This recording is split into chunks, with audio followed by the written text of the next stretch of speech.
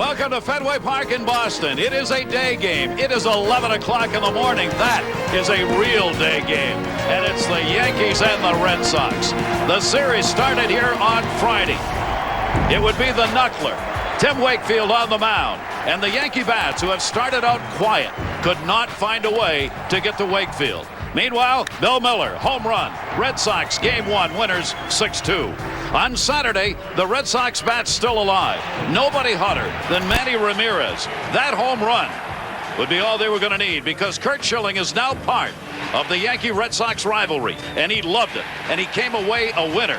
The final there, 5-2. But Yankee bats are not going to be quiet all year, and yesterday the Red Sox found out all about that. 6 runs in the third inning for the Yankees. Are those bats going to stay hot today? If they are, the Yankees could even up this series. They won yesterday by a score of 7-3. What a day for Boston sports. Hello, everybody. I'm Gary Thorne. The Boston Marathon is about ready to get underway, the 108th consecutive running. We will be covering that. Sean McDonough is hosting that on ESPN2. We will get updates. And tonight there's going to be a Game 7. It'll be the Bruins and the Montreal Canadiens. That's all in Boston and all today. David Justice, it's great to be part of it. And for the Yankees Red Sox to kick it off, what a way to go. And how about A-Rod for the Yankees? How's it going? Well, right now he's struggling, but so is this whole offense. But hey, it's early April. This organization is not nervous about their bats. The thing with A-Rod is he's been chasing a lot of pitches out of the strike zone. He just wants to perform well for his new team. He needs to relax, stop pressing the issue, and let the game come to him. For the Boston Red Sox, their bats have been hot. Nobody in the majors, I don't think, is as hot as Manny Ramirez is. Right. Well, Manny Ramirez is as laid back as they come. Here's a guy who doesn't listen to talk radio. He doesn't read the newspapers. He doesn't even watch Sports Center. But what he will do is show up early and get his work in the cage, and he's as good a right-handed hitter as there is in the game. We're going to see him in the lineup tonight. This is the final of the 4-game set. When we come back, we renew one of sports' great competitive battles, the Red Sox and the Yankees. 82, and for Joe Torre's Yankees, they hope that heat will continue to enthuse their offense, which has struggled early. 9th season for Torre, looking for a new deal. That's all but done, apparently, with the boss, George Steinbrenner. Let's take a look at the lineup. Yankees will put on the field for this game 4 of this series, with the Red Sox having taken 2 out of 3. Jeter, Williams, and Rodriguez will lead it off. Giambi noticed the DH, a story developing there. Sheffield, Matsui, the stories because Lee's playing first base again. Flaherty and Wilson for the Yankees. And David Justice, we will get to see the 27-year-old right-hander Bronson Arroyo on the mound for Boston. And Bronson Arroyo likes to throw the sinker, slider. His best pitch is his curveball, and he'll throw it from different angles. See the numbers. He has appeared this season, starter and reliever, and whether or not he remains a starter or becomes a long reliever is still an issue for Boston right now. Young Kim has been injured and out. When he comes back, Arroyo may get moved back into that bullpen. Let's take a look defensively for the Boston Red Sox. Here's how they will line up. Well, you look at this defense. I'd like to highlight Veritek.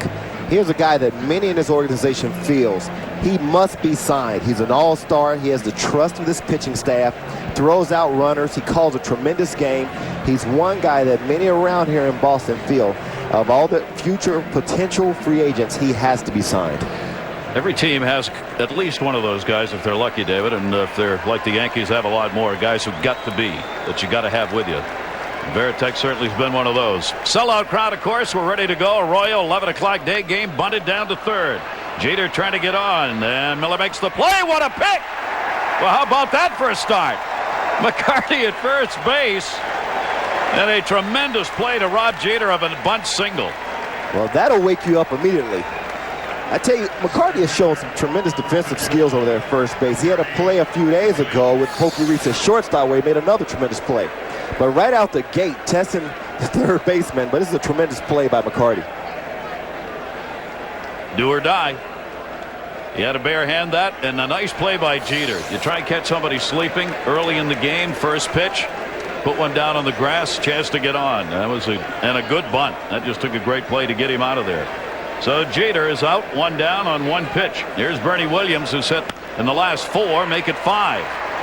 Well, looks like the Yankees have brought their bats swinging here early in the morning. 2 pitches, and both times they put bat on ball. Ernie Williams on with a base hit. He's gone 4 for 12 in this series. And the boos, of course, for A-Rod. Why? We're still trying to figure out. Yeah, imagine that. He's getting booed in Boston.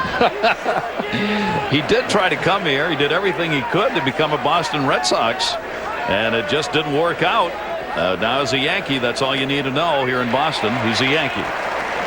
He has had a real struggle. 0 for 12 in this series. And as David mentioned in the open, pressing, huh? Well, anytime you go to a new team, you want to show them that you're a good player. Now, granted, as I spoke to him before the game, just take a look at the back of your baseball card, A-Rod. You are a tremendous player, but you have to let the game come to you. You can't go out and press the issue, because once teams see that you're stuffing, they're not going to give you a lot of pitches to swing at.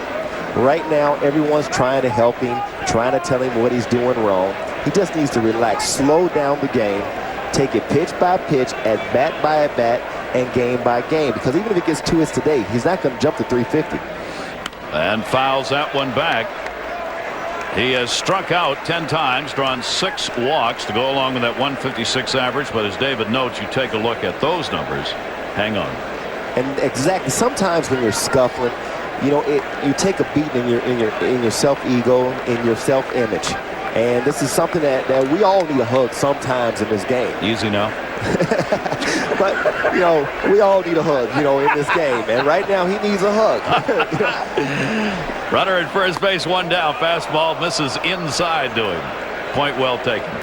I mean, because oftentimes when you're in A-Rod's position, you were there, David, when you're a star of a club, you're kind of all alone a lot of the times. Even on the Yankees with A-Rod's coming and all the publicity surrounding it, despite the great players around him, he still's the name. He's the one. And you're left there to either do or don't. And there's nobody else who can do it for you. Inside corner, got him.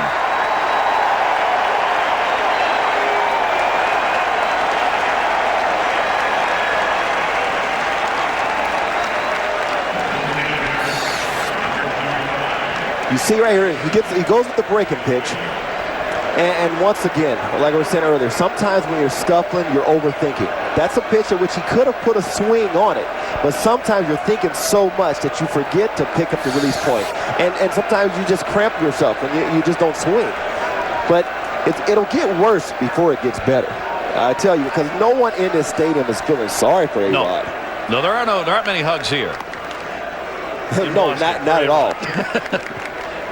He's out of there, 2 down, 11th time he has struck out this season. And now, with 2 away, it'll bring up Giambi. And, you know, Giambi's been through the same thing. And when he first came over here, the same situation. He started very slow because, you know, you want to impress the new team. It's a tough environment playing in New York. The expectations are high. You sign the big contract, and you want to go out and perform well. But so what guys do, they try to press. They try to make the game, you know, they go get the game instead of letting the game come to them. Giambi has had just a 2 for 20 of late. He is the designated hitter. He's gone 1 for 8 in this series. Runner at first, Williams. Arroyo's pitch is there. The Yankees, incredibly, even though it's early, I don't think anyone would have thought they would be dead last in the league in hitting at any point of the year. Well, they are. As a team, they're hitting just .212, 14th, dead last in the American League. You got the shift on him here, and I mean a shift. Second baseman Crespo is playing softball right field. Off-speed pitch misses down low. 3 ball, 1 strike count. You just never would have believed, Joe Torre or anybody else, that his ball club would be last, 12th, 12th, and 10th in those numbers offensively, even through 12 games. But as bad as those numbers look, you're only in early April. You're only a game and a half out. No one believes this offense is not going to hit. That one to left field. Backing up, that son, Ramirez, will haul it in. Giambi is retired. No runs, a base hit, and 1 left on. Red Sox, Yankees, Marathon Day, Game 7, Canadiens, Boston. Yeehaw! Home Boston Red Sox in front of their sellout crowd here in this Patriots Day at Fenway Park in Boston. They will have Johnny Damon, followed by Miller, Ortiz, Ramirez, Veritek. McCarty gets a start at first base today. Then where they've had the injuries, Crespo, Kapler, and Reese, the bottom third of the lineup for Boston.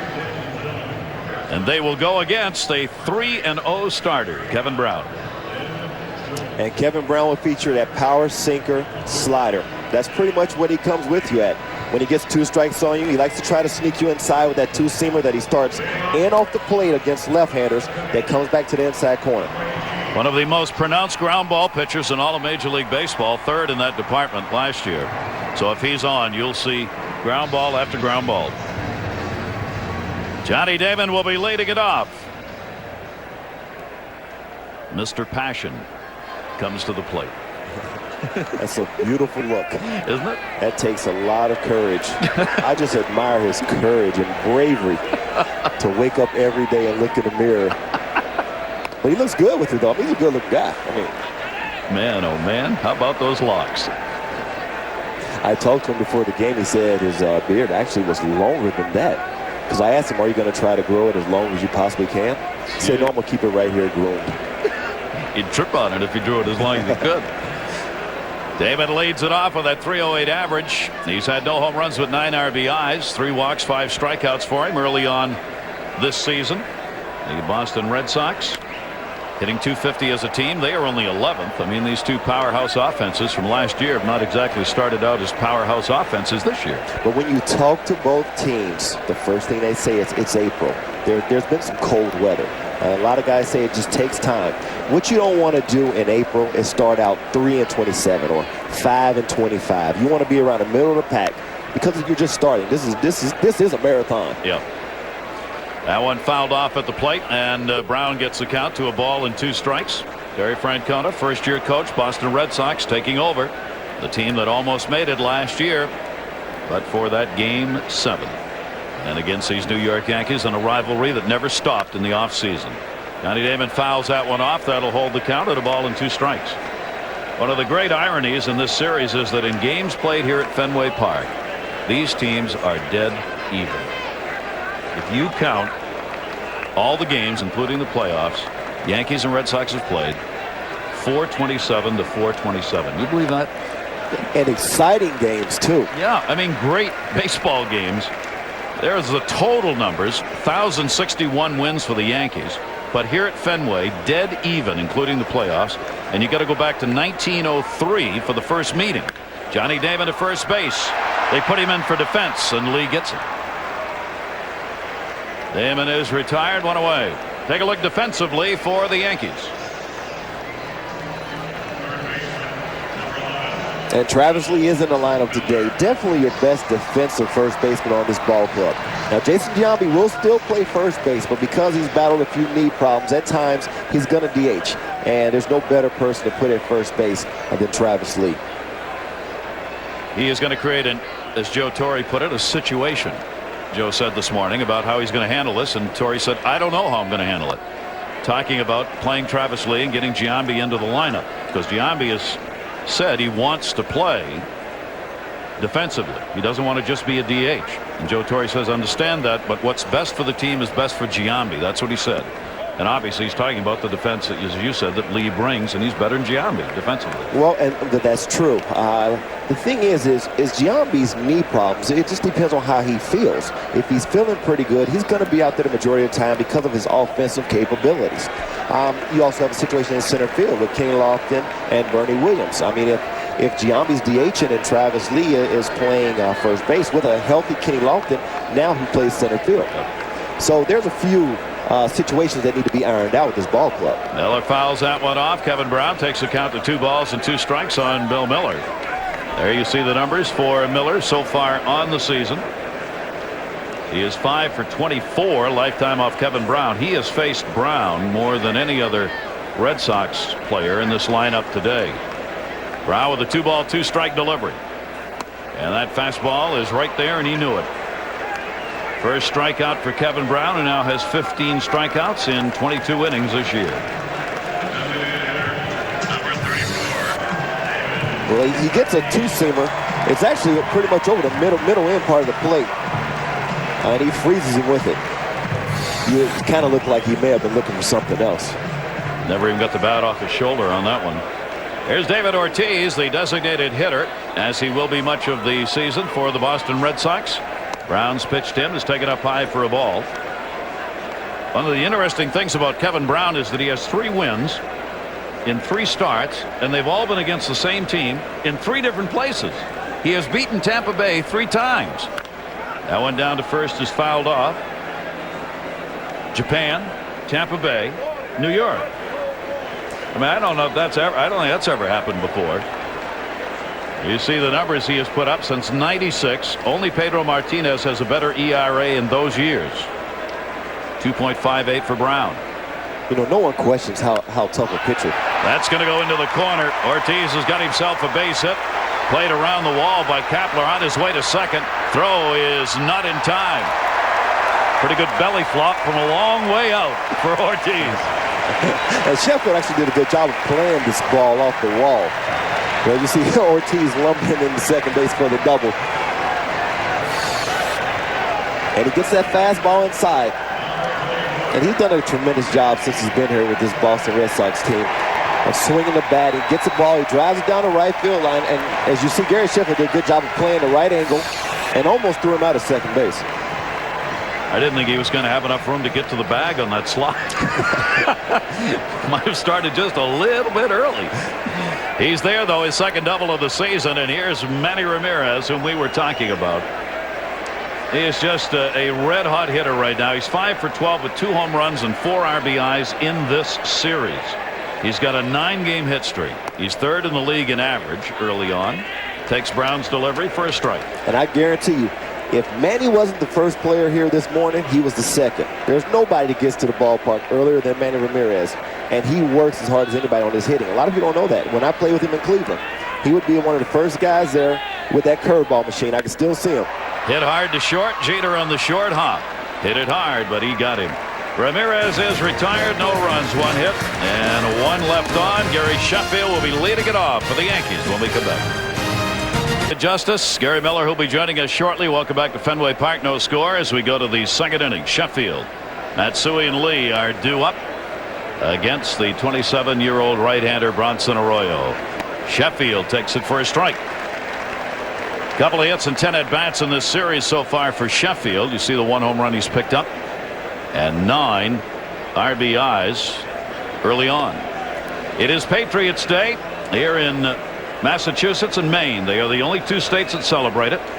It celebrates the anniversary of Paul Revere's famous ride, the battles of Lexington and Concord in 1775, the beginning of the Revolutionary War. And it's Marathon Day. Boston Marathon run on this day, and the Red Sox always play the 11 o'clock start so that fans can get out of Fenway Park and see the end of the marathon. The Patriots Day celebration, 3rd Monday in April. Swung on and missed by Sheffield. The marathon for the first time is going to have a staggered start. The women will be starting in about 10 minutes from now. We'll get an update on that, and it's all part of Patriots Day in Boston. And man, the runners are going to have some heat to battle today with temperatures up in the 80s. That breaking ball misses outside to Sheffield. 3-2. Maine was originally part of Massachusetts. It's the reason why Maine still celebrates Patriots Day. No other state in the nation but Maine and Massachusetts celebrate the holiday. Sheffield reaches and he's got a base hit. Gary Sheffield gets the single. Gary Miller's going to be out there around Boston on this marathon day, and he's out in Kenmore Square now. Gary. Gary and David, that's you in the booth back there in Fenway Park. I'm out here on Commonwealth Avenue, about 25 miles down the road that way in Hopkinton. The ladies will go off a half hour early this year, and then the men at noon Eastern time. They got a mile to go when they hit this point. They'll see the big Sitco sign. They're going down Commonwealth Avenue. They'll head to Boylston and the big Prudential building for the big finish. Now, amongst the 20,000 runners in this 108th Boston Marathon, the longest continuous marathon in the world, is Dawn Timlin. Her husband Mike pitches for the Red Sox. He's hoping to see the end of it. We hope to get more on that for you during the game. Gary, back to you. All right, Gary, thanks very much. You going to go out and run, David? Oh, I mean, you did that this morning? Easily. Yeah. It'll take me 26 days. Well, it's a mile a day. I think that's highly reasonable. Absolutely. I can do it. Matsui up with a runner on at first base. Sheffield. Yankees 2 hits in the ball game, and that pitch is taken outside. How do you prepare for a marathon? Like at what point do you do you run the 26 part of the practice? 26 mile. Do you? I mean, well, you've read the stories on how they do it. I mean, have you seriously? I mean, they really do that's what I'm asking. Well, I'd prepare by getting a casket. That's how I prepare. Just get it ready. I'll be there at about a mile 10. Put me away. Strike taken on the inside corner. I read about these numbers. I saw John Benoit Samuelson, who has won the Boston Marathon, who is from Maine, my home state. I was reading a story about her the other day and running, you know, first 9 miles of the marathon she runs. She was averaging, she was running it in something like 5 minutes a mile. You got to be kidding me. That's just about like, how do you build up to that? I don't know. Fouled off by Matsui. Mike Timlin saying today, I don't know if I'll be thinking about the ball game or not. He says my thoughts are going to be with my wife, who's running in that marathon again, running for charity. So he's got a couple of things on his mind today. She's out there getting ready to go momentarily, actually, in Hopkinton, a little town in the far out suburbs around Boston, which for one day a year has about 50 to 60,000 people show up from around the world, the runners and the audience, to see the beginning of the Boston Marathon. 2 ball, 2 strike count. What a day for Boston sports. You have the marathon, the Red Sox and the Yankees, and a game 7 between another great rivalry, the Boston Bruins and the Montreal Canadiens, who will play here at the Fleet Center tonight. They'll pack it here and they'll pack it there with fans. 2-2 delivery. Matsui ripped that one back off home plate umpire Angel Hernandez. That one hurt. You look at this swing. He gets a pitch up, and I don't care how much protection you have as an umpire. You feel those balls. Ow. Umpiring crew, Everett Wagner and Young, with Angel Hernandez working behind the plate, trying right now to straighten out his vision, I suspect. A 2 ball, 2 strike count on Hideki Matsui. He's got that big hole over there with McCarty holding the runner at first base. The single by Sheffield. Yankees trying to even up this series. The Red Sox winning the first 2, the Yankees winning yesterday. Boston now 6 wins, 5 losses. Yankees at 500. Oh man, Sheffield was a halfway to second base. Had Arroyo looked over, he would have had him. Well, he had it timed. And sometimes when you're a base stealer, you try to do counts, 1-1,000, 2-1,000, because some pitchers will go pretty much on the same count. And Gary Sheffield must have seen something, and he definitely had it. You call for a throw over now? No. Runner goes. Breaking ball. Missed inside. Throw gutting. No, it's a walk. So there are 2 on. Matsui draws the walk. His wife running in the Boston Marathon. Dawn is her name. The hubby is Timlin. Tim's on hand for the ball game. How's he feeling about today, the race in the game? I almost told Terry Francona today, you know, it's going to be a tough thing. You know, we're having a tough series against the Yankees, and that's great. But Monday is going to be really tough for me. I don't know if I'll be able to concentrate on the game, knowing that she's out, you know, running as far as she's running, you know, and coming towards me. It's something, isn't it? Yeah, I mean, he's just concerned about his wife. This game will be going on, and she'll be running just a block away. The runners go, it's just a block away to Kenmore Square here in Boston, where they enter that final mile where Gary was and head into the city for the finish line down at the Prudential Building. And he knows she's going to be starting here in just a matter of minutes. Travis Lee at the plate. There are 2 on. Arroyo takes a look back. So Timlin will have one eye on the ball game and one eye on the coverage. Downtown Boston, the Prudential Building. That's where the finish line is for the Boston Marathon. Travis Lee, playing in just his 2nd game, made his first appearance as a Yankee at first base. He came off an injury, 15-day DL that kept him out. Terry Francona, the opposing manager, paid him highest compliment you can defensively. Francona said, I think he is the best defensive first baseman in the majors. And he proved it yesterday with a couple of big plays. 1 ball, 2 strike count on Lee. We were talking before the game, David, if that's true or even close to being, you can't keep him out of the lineup if you're Joe Torre. Yeah, but the thing is, depends on the way Jason Giambi's swinging the bat. I mean, you don't want to sit down a guy who can hit 40 home runs and drive in 120. And his defense is not bad. He can make the basic play. I'm just saying on days in which Giambi's knee is bothering him and he has roughly no movement at first base, you have to put Lee in there. Because I mean, it starts with pitching when you want to win, but you have to have good defense out there. This Yankee team has enough offense, but you're not going to sit Jason Giambi for Travis Lee just because Travis Lee is a better defensive player. That's not going to happen. Veritek having trouble here with the signs of the Royals, so they go out and have a word about it. We want to remind you, baseball coming up Wednesday night at 7 o'clock Eastern, ESPN. It'll be the Cardinals taking on the Astros. Matt Morris, Tim Redding are the scheduled starters. And at 10 o'clock on ESPN2, the Padres and the Giants. Penny against Schmidt, the scheduled starters. That's all coming up Wednesday Night Baseball. 1 ball, 2 strike count. Lee, 2 on. Lee takes that to left field. That's going to be a base hit in the gap. Sheffield will come around to score. Matty Ramirez chasing it down. They're going to wave home Matsui. He comes around. Throw coming to the plate. Not in time. Ball gets away, and going over to third will be Lee. So it'll be a 2 RBI double and then an error allowing Lee to move up to third base, and it's a 2-0 Yankee lead. But well, he gets a fastball out over the plate. And Travis Lee is a guy who can drive the ball in both gaps. This is nice the way he allows his ball to travel deep in the strike zone, and he hits it where it's pitched. Matsui got a great jump from first base on this. You see him running. Well, you see Matsui coming in now. You see Veritek trying to block the plate, and the ball got by him. Big hit right there for Travis Lee. Gets his first RBIs as a Yankee and his second Yankee hit. 2 batted in. Joe Torre having a word with Matsui. Came charging around and clearly got waved home by Luis Sojo, the third base coach. Now they're going to play halfway in the infield with Flaherty up. Flaherty doing the catching today. Jorge Posada getting a start off.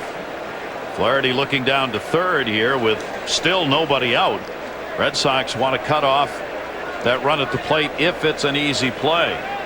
It'll be a double and an error charged on the throw by Pokey Reese, the shortstop, allowing that runner to move up. That one to right field. That is going to fall in for a base hit. Late start, short hop. Kapler's got to play at the second. And a 3-0 Yankee lead. Flaherty and RBI.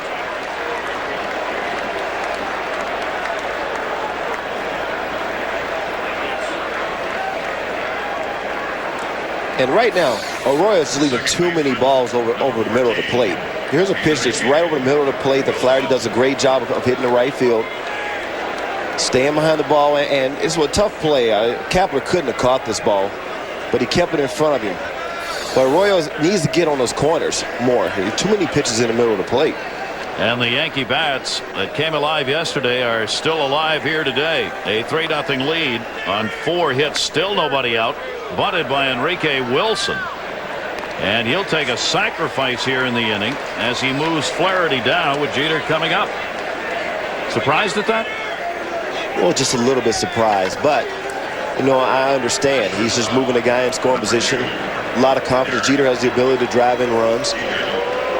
And it's okay, it's early. I mean, you can manufacture runs at any point during the game, but they're trying to manufacture them early, knowing that with Kevin Brown on the mound, you don't need more than 3 or 4 runs. 3-0 lead here, and now Derek Jeter will get the RBI opportunity. Runner on at second base. Terry Francona already up and looking. Jeter has picked up 4 RBIs on the year. He grounded out his first time up. He's got a 9-game hit streak going, and Jeter takes that for a strike. That's pretty close to the middle on that pitch too. He's a pretty fat pitcher. And you know, you talk to any pitcher, they'll tell you you're not going to have a lot of success when you throw a lot of balls over the middle of the plate. In order to be successful on that pitching mound, you must keep guys off balance, but you have to pitch in and out, and in and out means in on the inner half, inside corner, and outside corner. Arroyo, who has been on in a relief appearance against Baltimore, took the loss, had a start against Toronto. He went 6 innings, 4 runs, 8 hits in that start against the Blue Jays. There's an outside corner strike, and Jeter's behind on the count 0-2. Now here's a pitch that was supposed to actually be inside. that he left over the outside part of the plate. He just didn't leave it over the middle. It was a good pitch, but he missed location. Jeter with an RBI chance here. Flaherty at second base, not a. Oh, that got him.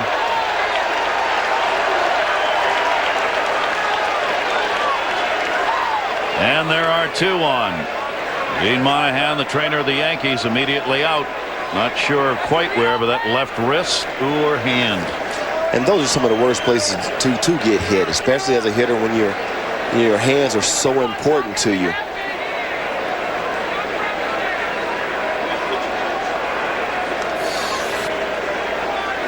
As you can see, he sets up inside. This pitch just runs in on Jeter. It looks like it gets him on the knuckle or top of the hand. But hitting is tough enough with both hands healthy. Yeah. But when you have to start taping your wrists or you start having hand injuries, it affects your bat speed. And then it starts getting into your confidence because you feel like you can't swing the bat like you normally do when you're healthy. So hopefully it's not that bad and he'll be able to continue. Had some pretty good zip on that. That was a fastball that just kept riding and riding. So Jeter still being looked at down at first base. Bill White, the first base coach. Gene Monahan, the trainer. Put a little free zone on that. There was some sound to this. Listen to this as it hit him. Yeah, see, that didn't sound like a glancing blow.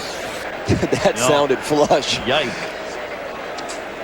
Hey, it's the Red Sox Yankees, right? Here we go. I want to remind you, hockey playoffs continue tonight right here in Boston. ESPN, 7 o'clock, Game 7. Montreal Canadiens and the Bruins. Another Game 7 coming up tonight. Calgary, Vancouver. Great hockey action. And both of them will be tonight, 7 and then 10:30. 2 on. Williams. Ernie Williams takes it outside. He had a single his first time up. The Yankees already have pushed across 3 runs here in the second inning. They have had 2 singles, a walk, a hit batter, and a sacrifice. And Red Sox fans doing more than murmuring right now. That one hit the second base, should be 2. Crespo, Reese, over to McCarty. They get a double play. And a big double play there. But the Yankees are on the board. They get their 3 runs. They picked up 3 hits in the inning with an error. And they're up. Sox fans here in this beautiful morning, and Patriots stay in Boston, but the Yankees have taken the 3-0 lead. Now the Red Sox have got to battle back here as Veritek in the second inning, McCarty, and then Crespo. That one to center field. That's going to be in there for a base hit in front of Bernie Williams, and Veritek is on a leadoff single, the Red Sox second hit.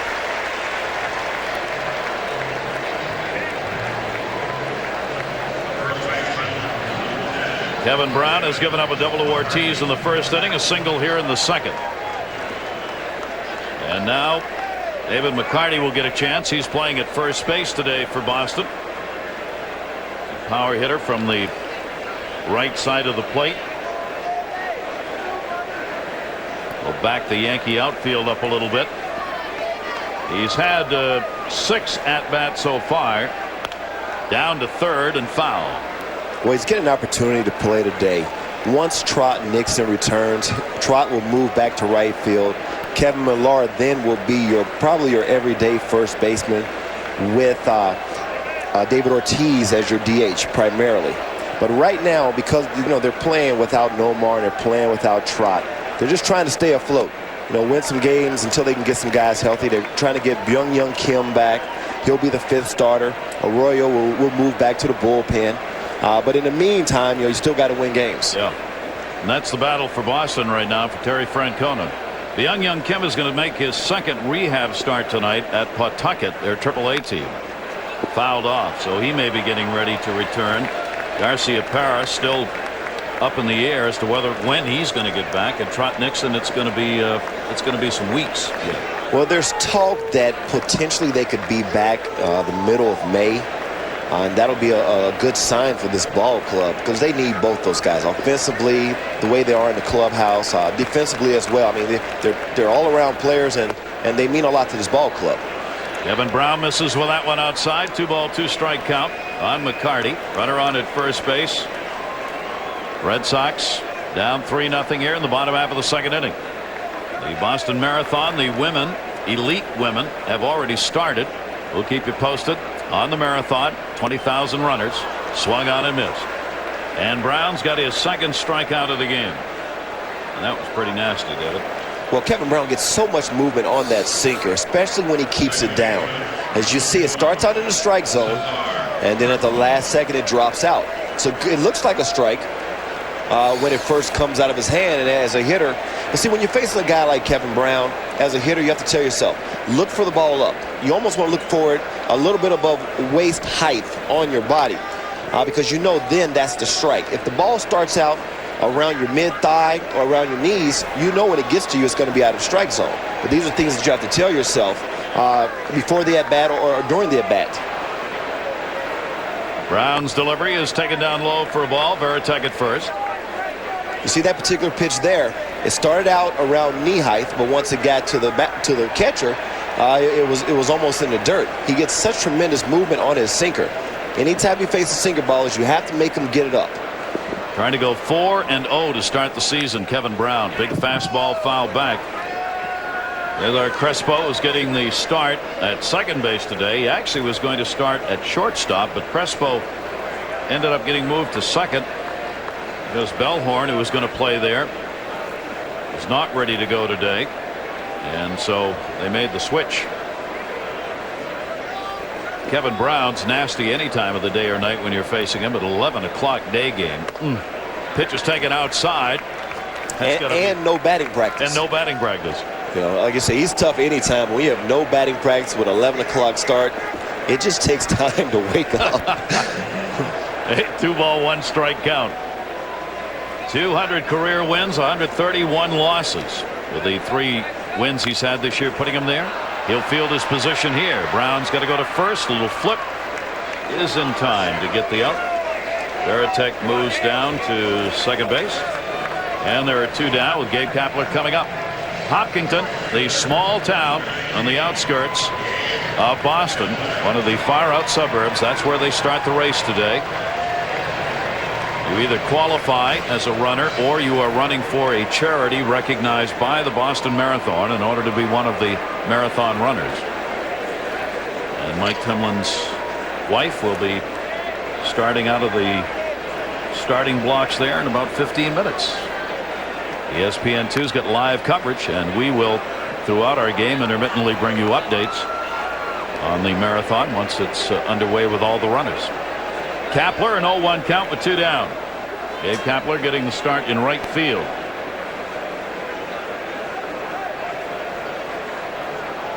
He has had just 1 RBI, 33 at bats, and 8 hits early this season. Kapler got jammed and delivers a base hit down the line. Varitek will score.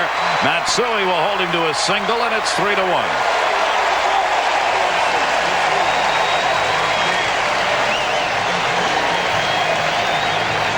Well, Kapler gets a pitch inside, and he's a strong guy. He's a guy that spends a lot of time in the weight room, and sometimes when you have that type of strength, you can muscle the ball into the outfield, and this is what he does here. Gets the ball inside off the plate and was able to get over the third baseman's head and 4 base hit and an RBI. That is all strength, huh, David? He's a strong guy. I mean, he loves that weight room. I'm going to get the bat around on that pitch inside. Here's Pokey Reese playing short and batting 9th. Throw over to get Gabe Kapler bagged by Kevin Brown. A tough start for Pokey Reese as far as the offensive numbers are concerned. Not noted as a hitter, but a 2-time Gold Glove winner at second base. Now filling in for Garcia Parra at shortstop for Boston. And he came in this morning thinking he had a day off against one of the nastiest pitchers in the American League. Wrong again. Put into the lineup late, as we said, when Bellhorn had to come out. Fouled that one back. Brown's delivering some real solid fastballs early on in this game. He's throwing hard. You can tell by some of the swings. Well, just like Joe Torre said, you hand him the ball and you're going to get your money's worth. He continues to pound the strike zone. He doesn't waste any time. He locates well. He keeps the ball down. He's a ground ball pitcher, and if you chase low, you'll miss it. Reese is 0 for 13 against Brown in his career. One of the reasons why he was going to have a day off, and maybe one of the reasons he just squared around looking like he might bunt with 2 down. Anyway. Right. Pretty good ratio, 33 thrown. Reese takes that to right field, down the line, over near the wall. That's going to be a base hit. And what in gosh name is Kapler doing? Kapler stopped between first and second base. He forgot how many outs there were. He should be over at third base. It is a single for Reese.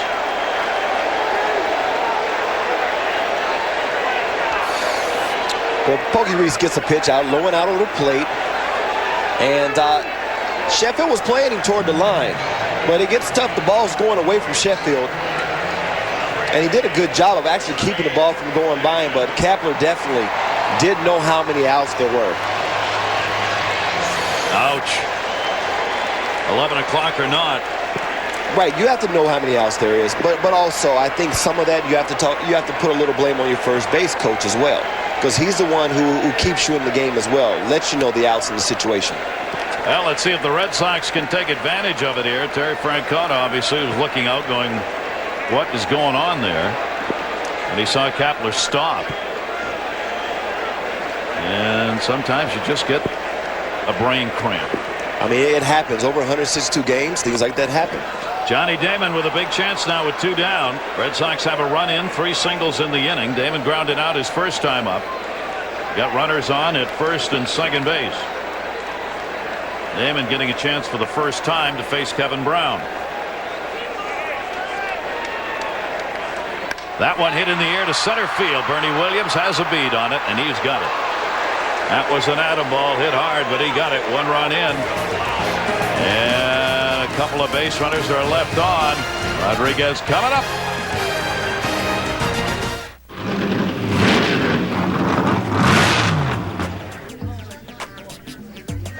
People at the party just show some love. We got 2 hands and raise them up.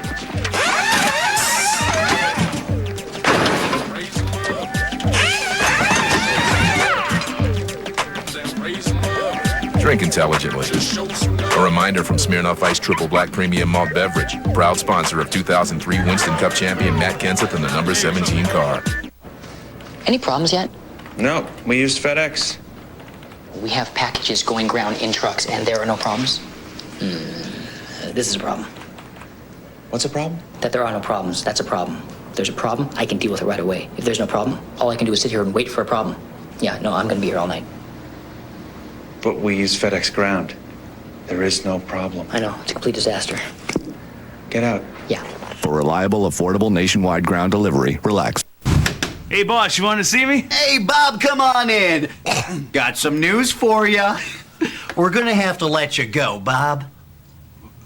Why? Well, aside from the fact you're completely unqualified, you got wicked bad breath. Woo! Did I mention you're a terrible dresser? Grubby. Shifty. Spineless. Dimwitted. And the way you clear your throat, well, drives everyone nuts. When the minimum is all you really want, call 1-800-SAFE-AUTO. Minimum coverage for minimum budgets. Corporate suck-up.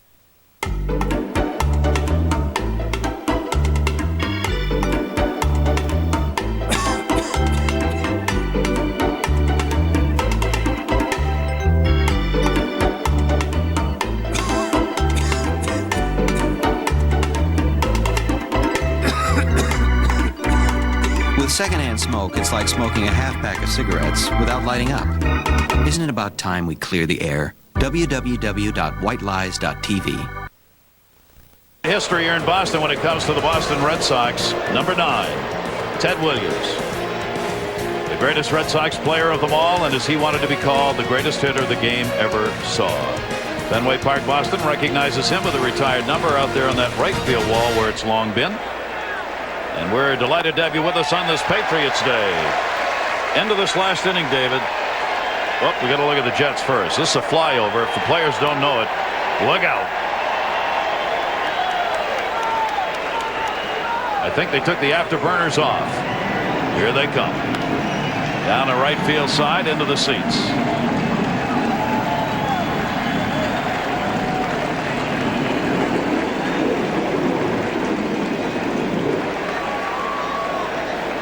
Part of the Patriots Day celebration here in Boston.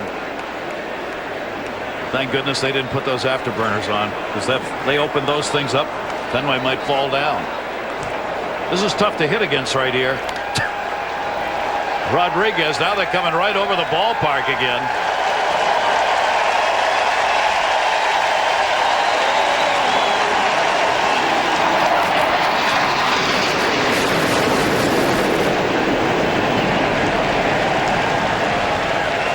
That's just raw power.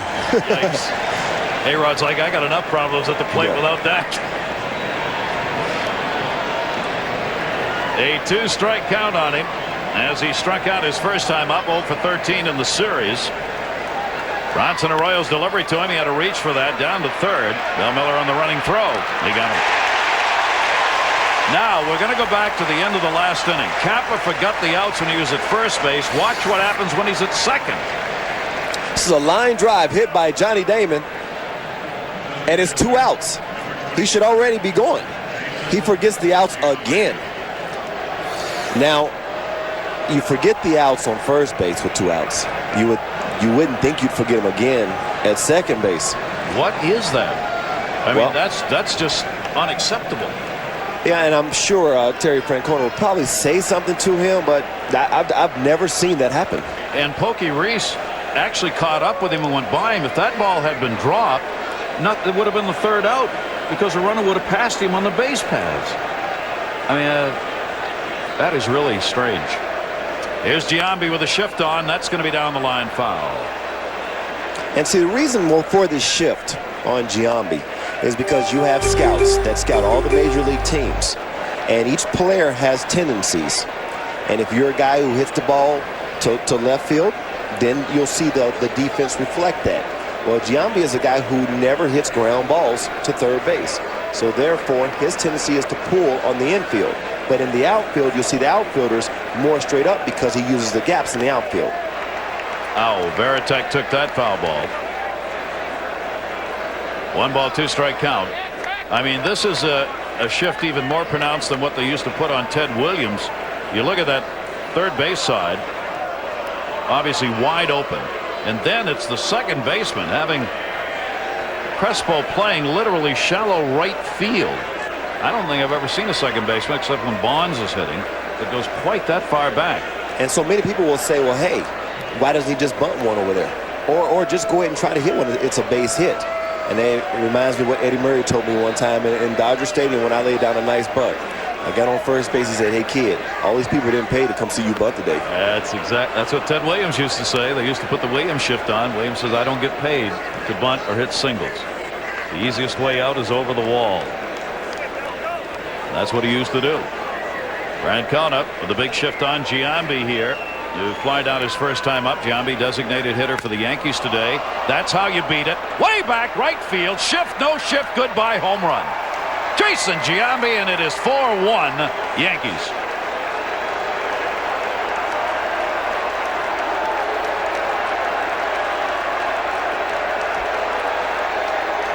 And he got all of that one. Well, there's my point. That's why you don't bunt. And that's why he's in the lineup. He's going to either DH or he's going to be at first base.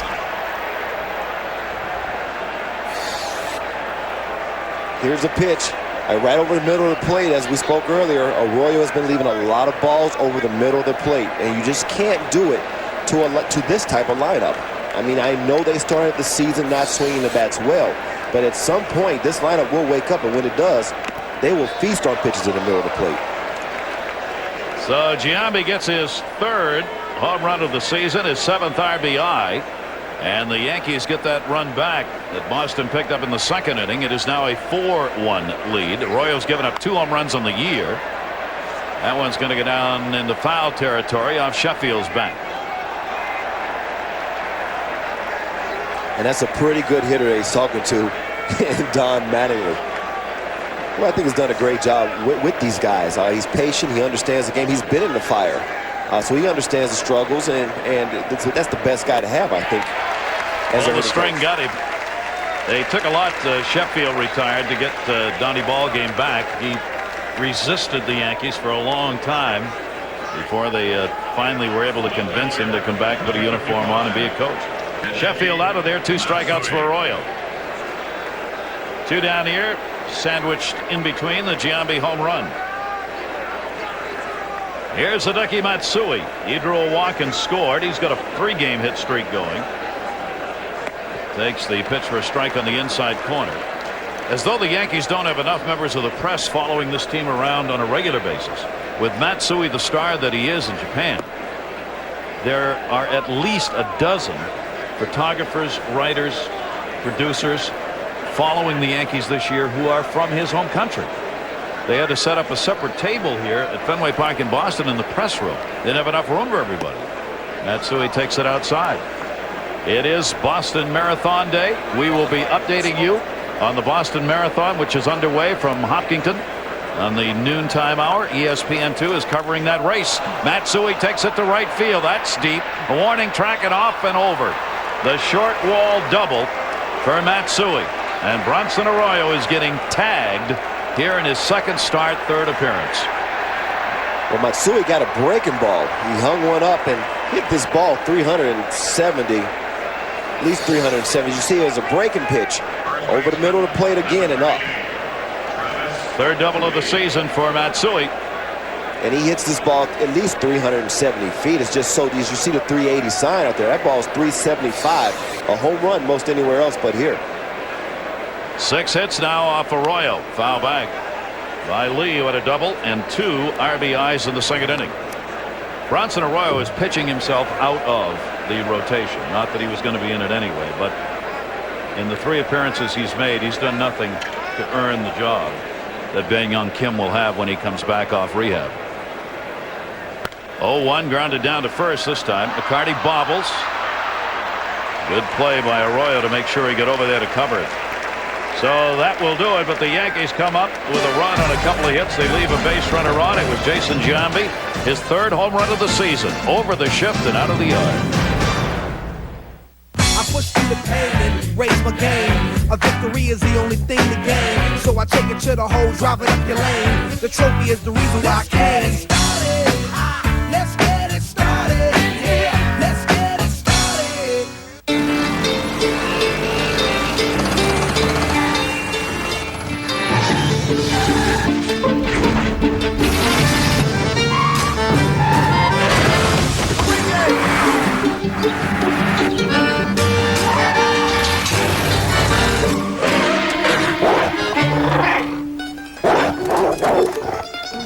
Acura TSX, the 6-speed, 200-horsepower getaway car, one of Car and Driver's 10 best.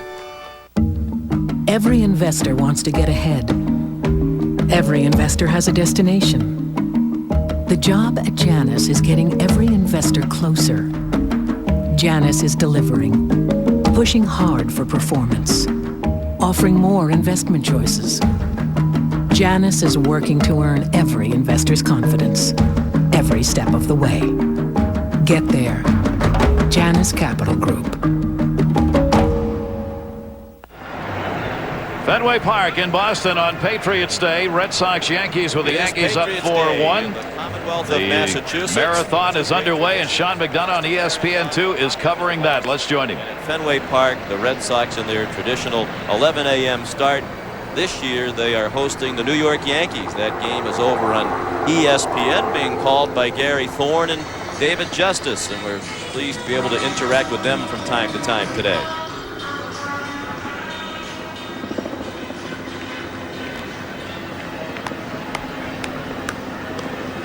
At last report, the Yankees were trying to earn a coverage split of the Boston Marathon as part of our broadcast here, and full coverage on ESPN2. If you look at them, they're running fast right now. I mean, they keep that pace. They start fast and finish fast for a lot of them. Now there'll be people coming across that finish line tonight, and there'll be people there to cheer them in. It's one of the great traditions here in Boston and the marathon. There'll be fans who will stay for the very last runner. Brown delivers and misses down low. Bill Miller leading it off. Ortiz and Ramirez to follow, and a 1-ball 1-strike count on Miller.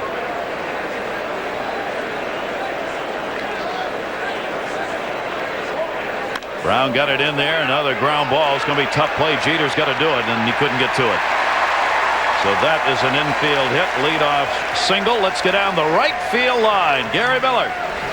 Gary, one of the new features here has something old as well. It's the right field roof. They've got 200 standing room seats and 200 seating seats. Those are $100 a pop to sit. But if you notice this, and you see the little triangles in there, there was a bowling alley up until last year, a fully functioning bowling alley below right field in Fenway Park. They've taken it, and this is 60 feet 6 inches, the distance from home to the mound. I asked the barkeep here if he's ever slid one down. He said no. But so they've taken the bowling alley. That no longer exists, but it's working here. And now we got 400 more seats up here for people to watch a Red Sox game. The amazing thing to me about it is when you look down the right field line, you'd swear it was always there.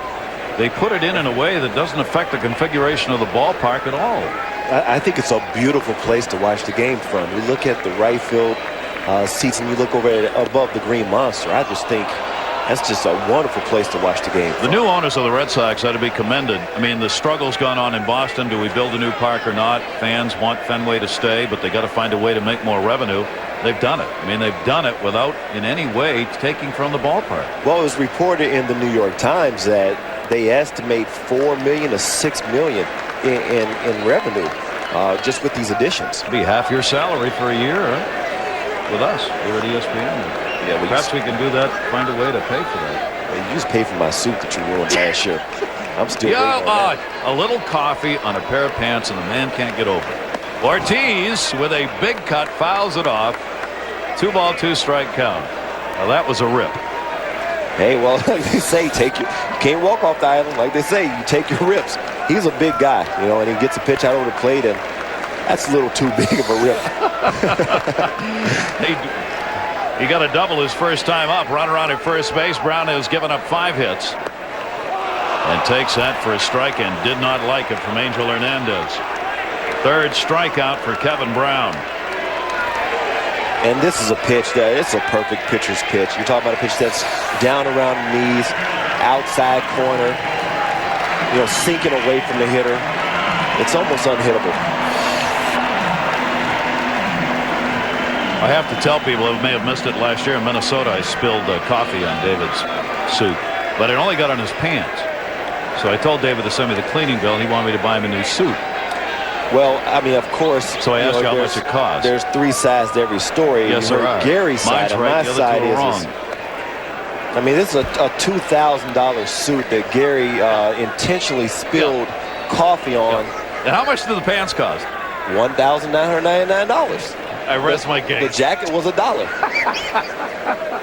And I'm still waiting on my check. Well, you never sent me the bill. That one is fouled off and out of the yard. And but you've given me your address 3 different times. Yes, okay. One time all the information is correct except the address. That's correct. The next time the address is correct, but now the city and state's wrong. That's correct. I mean, at some point I need everything to be consistent. At some point. I'm glad you said at some point that is exactly what's going to happen. I'm going to have to eat the cost of those pants. I haven't worn them. They're my favorite pants. I mean, my lucky pants. You are bad. 0-2 count, 1 away. And the fastball rides inside Ramirez, who grounded out his first time up. How about Johnny Pesky is one of my all-time favorite people, period. Johnny is a great Red Sox player and has been around the team forever, still is as a coach. I was talking with Johnny this morning about Manny Ramirez. I said, tell me where he fits with the hitters you've seen, right-handed hitters. I was shocked when he said, I compare him to Joe DiMaggio. He said, I think he is as good a right-handed hitter as Joe DiMaggio was. Not as good an overall player out in the field and at the plate, but as a hitter, that's a hell of a compliment. Well, I played with Manny for 3.5 years, and he was easily the best right-handed hitter I've ever played with. Day in and day out, his ability to swing that bat and use all parts of the field, to have a high batting average. Right field. Manny Ramirez is retired, and there are 2 down as Sheffield got it. And a lot of people don't understand how much Manny works on his hitting. I don't know how many days I'd walk into that Cleveland clubhouse, and Manny's already sweating. He's already been in the cage. he and one of the clubhouse guys would actually get in the club. He would come early, and he would go into cages. And we had a machine set up just to throw breaking balls. And Manny Ramirez would be in there working, hitting the breaking ball. A lot of people don't know that about Manny Ramirez, about how much he works on his hitting. And it definitely shows in his career if you look at his numbers. Yeah, big numbers. That's a great comparison. Here's Jason Varitek. Brown's pitch is hit off the inside part of the plate. Bernie Williams circles under and puts it away. So a couple of fly ball outs. Don't get many of those off Brown. No runs, 1 hit and 1 left on. The Yankees here in Patriots Day in Boston have a 4-1 lead. I submit to you. Patriots Day 60-48. Great teams for the beer. That's less filling. 17-8 against the New York Yankees when they play the holiday game here at 11 o'clock. And obviously trying to get a ticket for any Yankee game, much less on Patriots Day, a holiday here, mighty tough. Swung out and missed. Bronson Arroyo trying to hold the Yankees now. 4 runs, 6 hits, no errors. Yankees 1-5-1 for Boston. Arroyo's walked 1 and struck out 2. Kevin Brown no walks and 3 strikeouts. That one taken on the outside corner. 0-2 to Flaherty. Posada getting the day off today behind the plate, hitting at .263. Jorge Posada, and a quick strikeout there, and we'll find Gary Miller back in right field. Gary. Gary got a front row seat up here in these brand new right field roof seats. These go for $400 a table, $100 a pop. Now, if Bronson Arroyo may not last much longer, he knows this is his last start. Byung-Hyun Kim is going to pitch 3 innings in Pawtucket tonight. They feel like Bronson's kind of a loose guy, and he should be able for this because he pitched in September. He made the playoff roster, but obviously so far he's pressing a little too much. Probably back in the bullpen. Enrique Wilson takes that one to center field. Johnny Damon up with it. And Wilson is on with a 1-out single here in the 4th inning.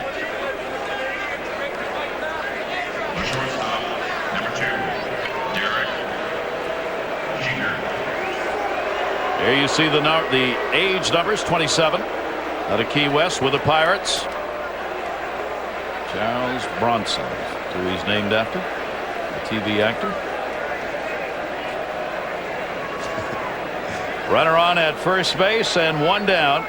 Derek Jeter now with a 9-game hit streak, hit by a pitch his last time up on that left hand. Fouls that back, and boy, it looked like that hand was bothering him on that swing. Well, you just have all those little small bones in there. It's easy to irritate your hands, and there's nothing like, you know, having one of your hands hurt, because then now you feel like you have to hold the bat with the other hand. And it plays with you mentally more than anything, because you realize that your hands are not strong. Kind of took his hand off the bat trying to follow through on that last pitch. Pretty good lead at first base. Wilson not going. That one swung out and missed, staying down and away. 0-2. And see, it definitely looks like that hand is bothering him. He's going to stay in the game. You know, that's the type of guy he is. He'll play hurt, but you can definitely see that that hand is not feeling well. Derek Jeter back in the leadoff spot. He has come and gone in that position. Has hit 2nd, 3rd, 4th, about everywhere in the lineup for the Yankees. A .326 career hitter in the leadoff spot.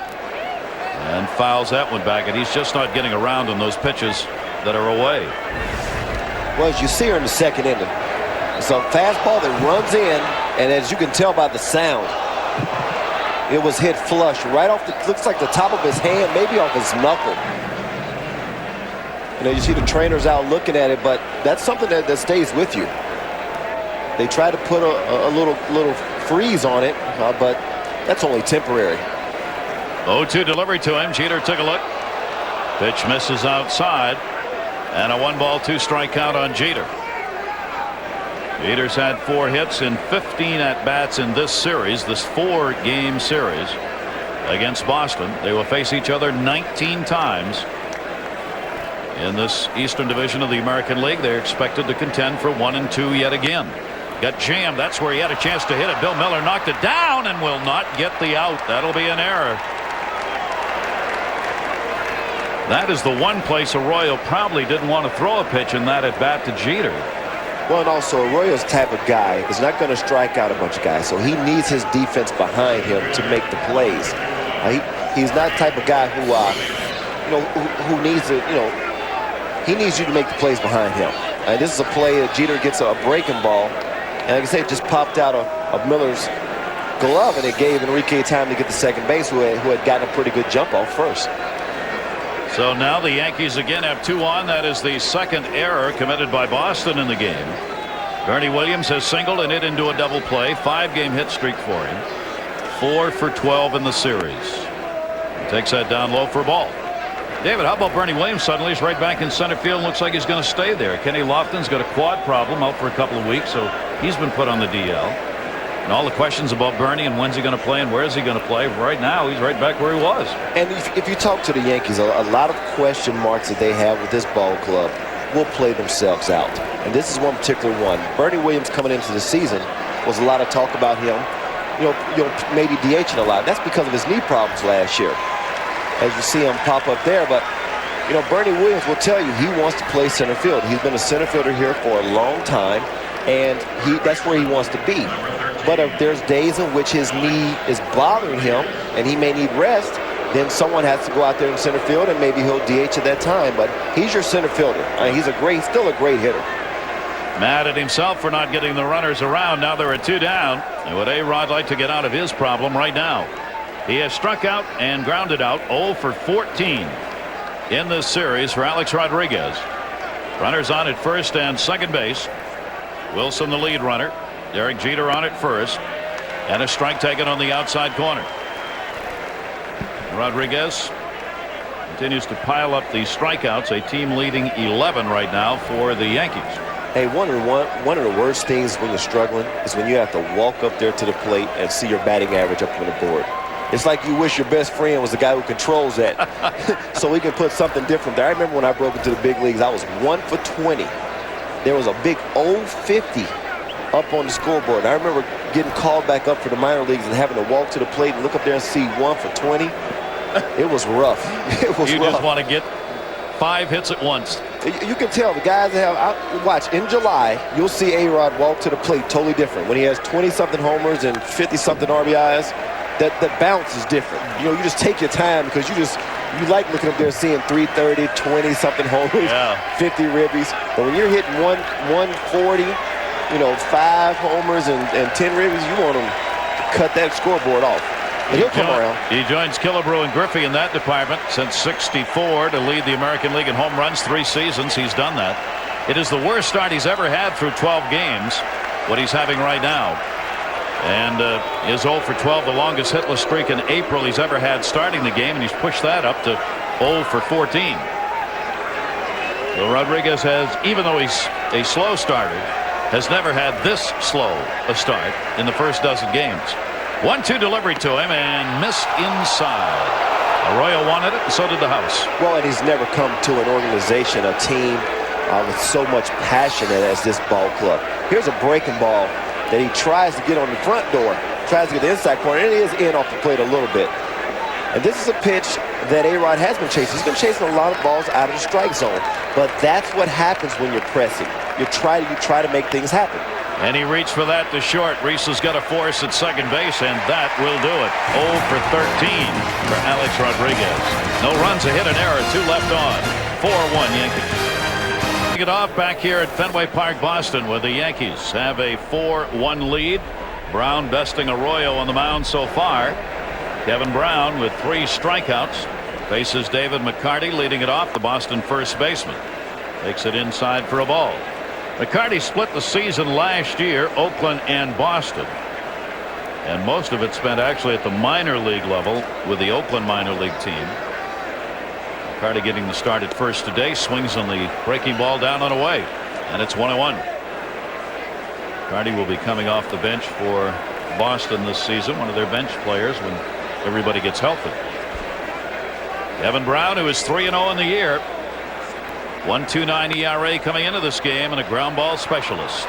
Alex Rodriguez just in time.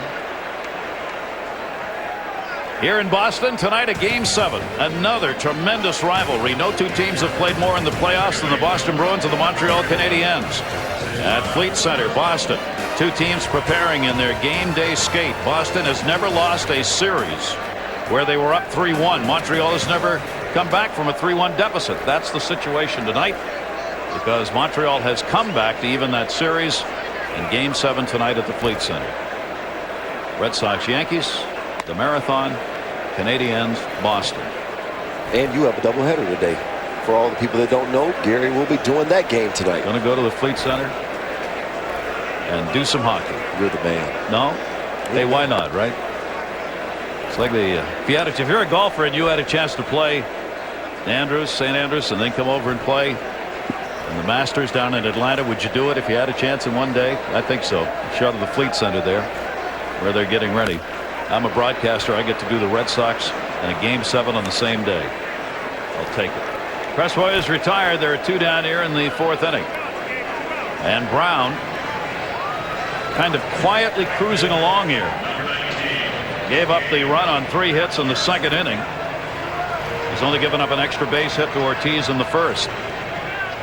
And you don't see him wasting a lot of pitches. You see him attacking the strike zone, in, out. He's working the slider in, but he's been primarily a sinker all day long. Getting it done right now and settling in with a 4-1 lead. We were talking about the fact he's started to throw a couple of fat pitches. He's got a lead here. He wants the Red Sox bats to swing and get some outs for the guys behind him. Well, he understands the importance of pitching ahead and how successful you are when you can get ahead of hitters. He has won 7, lost 6 lifetime against the Red Sox in his career. 2 down, nobody on here. Gabe Kapler up. He has singled and the RBI. Kapler got it. The lone RBI for Boston thus far in the game. A 2-ball, 1-strike count.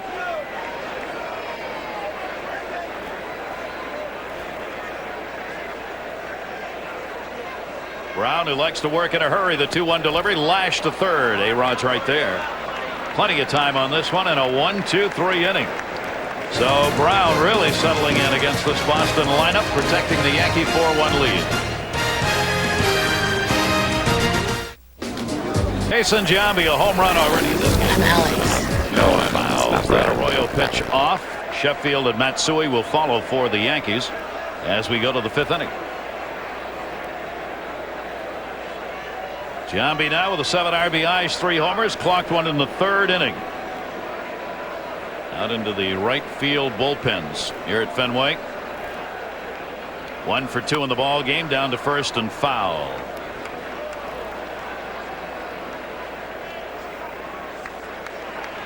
You see, he gets a pitch up. This is where Arroyo has been pretty much all day long. And like I said, with this lineup, you're just not going to be successful pitching in the middle of the plate. There's too many all-stars and too many guys that can hit the ball at the ballpark. Way inside on that one, and it hit him. That one bruised the thigh, so he's hit 2 today. Jeter on the hand, and now Giambi in the legs.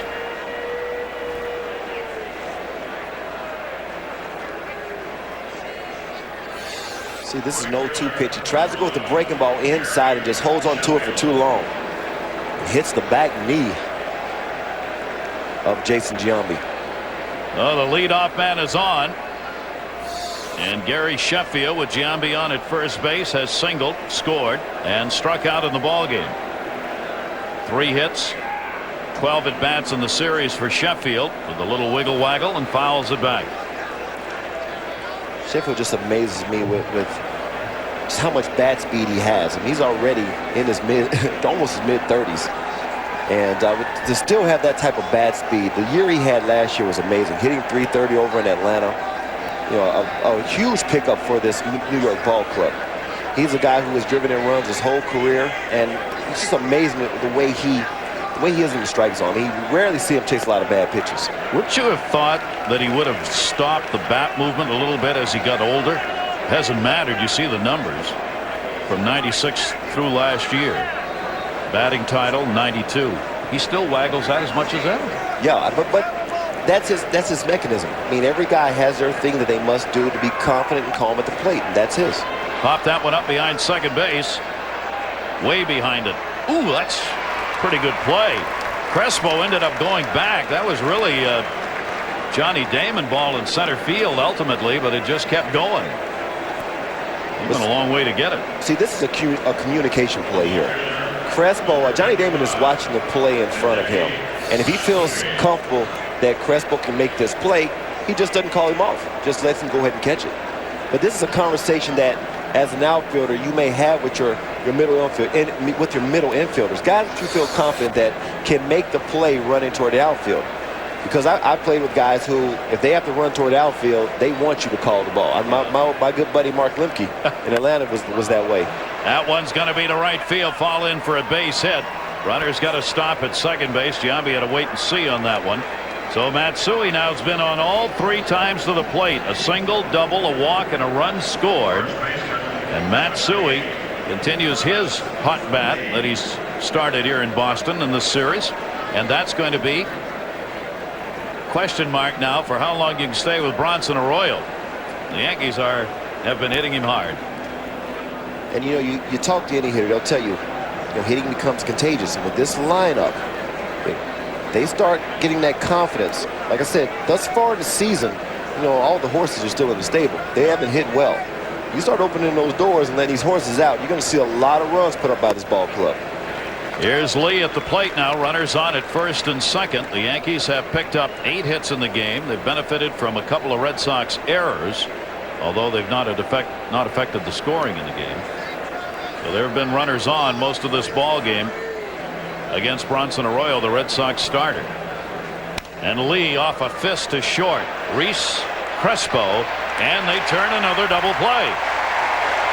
It is a pitcher's best friend, and twice in this game the Red Sox have been able to get that double play for Arroyo. 6-4-3. For years I've been Kevin Brown and the Yankees leading 4-1 here. The marathon's underway, and Sean McDonough's covering that. Sean. Thank you, Gary. We welcome those of you watching the ball game on ESPN, or ESPN2 coverage of the 108th running of the Boston Marathon on this very warm day. The men are at mile 7, the women at mile 12, and Larry Ross and the women started 29 minutes ahead of the elite men this year, and a change, the first time ever that's happened in Boston. It has. Alemu right now leading the woman, who's the second fastest performer of all time in the women's race, Catherine Dereba, by just a couple of steps. The pace is picked up here. There you see the pack that's going to develop after the Red Sox-Yankees game. You're going to see that thing blow up, and actually, I say Heartbreak Hill and in the Newton Hills will be very interesting. Part of a great sports day here in Boston that includes hockey tonight, and Gary Thorne will be there for that broadcast as well. And we'll keep you posted on the marathon. That ball taken by Reese to right center. Over is Bernie Williams. And Pokey Reese is the first out here in the 5th inning for Boston. Johnny Damon and Bill Miller to follow. Kevin Brown, you see the ground ball outs pile up, has actually given up some fly ball outs, but they've been to the biggest part of the yard. Well, you're right. He's left some balls up. He just hasn't been hurt by them. But if you need fly balls, if you want to try to induce a team to hit some fly balls, you definitely want it out in that right center area that's pretty deep here at this Red Sox ballpark. Johnny Damon comes to the plate. He is 0 for 2. He has grounded out, flied out. Rodriguez plays in at third base. A couple of steps on the grass against Johnny Damon. They figure he's going to pull the ball if he hits it on the ground, go to the wall if he goes in the air, and he goes right to short. Jeter. 2 down. Brown is rolling along right now. He's retired the last 8 batters that he's faced in the game. There's the breakdown. Those fly balls, the ratio a little higher for fly balls today than normally. Part of that, as he mentioned, is because he's got the 4-1 lead. As David said, he's up a little bit in the zone. Well, he's not trying to be up. He just hasn't gotten, beat on some of the pitches that he has left up. Here's Bill Miller. 2 down, nobody on. Red Sox going rather easily in the moment. The last couple innings against Brown. Well, Kevin Brown is using his defense. What he's doing is he's pounding the strike zone with that sinker. He's keeping it down, and he's making the Red Sox hitters swing the bats. If they don't, he's attacking the strike zone, as you see. He's working ahead. They're getting pitches to hit. It's just they're his pitches. He's keeping the ball down, and it's tough to lift a sinker ball, especially when he keeps the ball down. Miller's had one of the 5 hits today off Brown. Loops that one outside of third base, and there'll be no play. Bill Miller had a really tough start. He went hitless in 20 consecutive at-bats before last Thursday against Baltimore. When he got out of that, it was the longest hitless streak of his 9-year major league career. He is a bat-on-ball guy, contact hitter. Yes, he is. And, every hitter goes through it. A 4 for 40, an 0 for 15. It's just part of the game. As a player, you just accept that. It's going to happen at some point during the season. When it happened to you, would you go and work more or less when you were in one of those funks? Well, what I would do is what Willie Stargell always told me to do. Is sometimes you have to go backwards before you go forward. So what I would do is I would take 2 days and 2 games and just try to hit the ball to opposite field. For me, which would be hit it toward the third baseman, shortstop, and left fielder. Because most times when you're scuffling, it's because you're not letting the ball travel in the strike zone.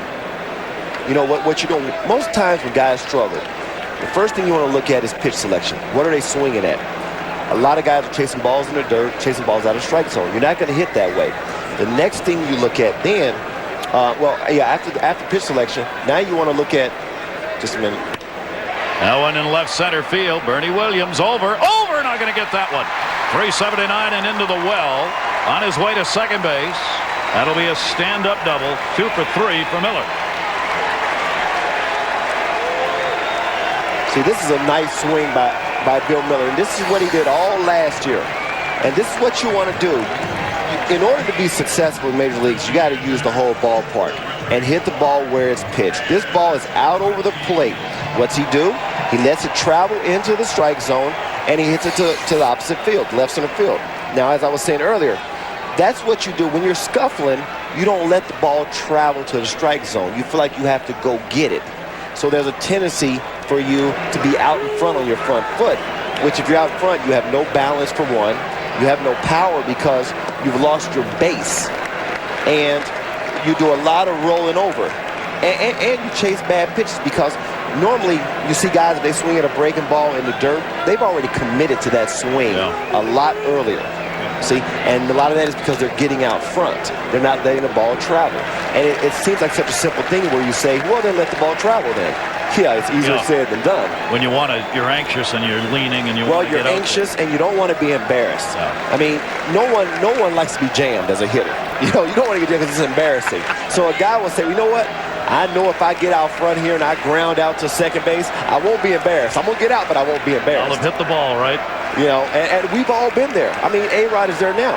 He doesn't want to be embarrassed, so he won't let the ball travel. That one's going to be a base hit into right center field. Ortiz. That's going to score Bill Miller. Bernie Williams up with it. An RBI single, and it's 4-2.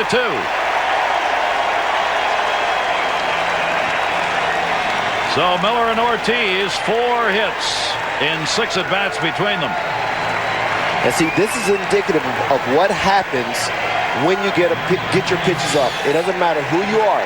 If you start elevating the ball, especially sinker ballers, you lose that sink.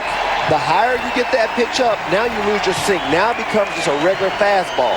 And as you saw, that pitch was in the middle of the plate.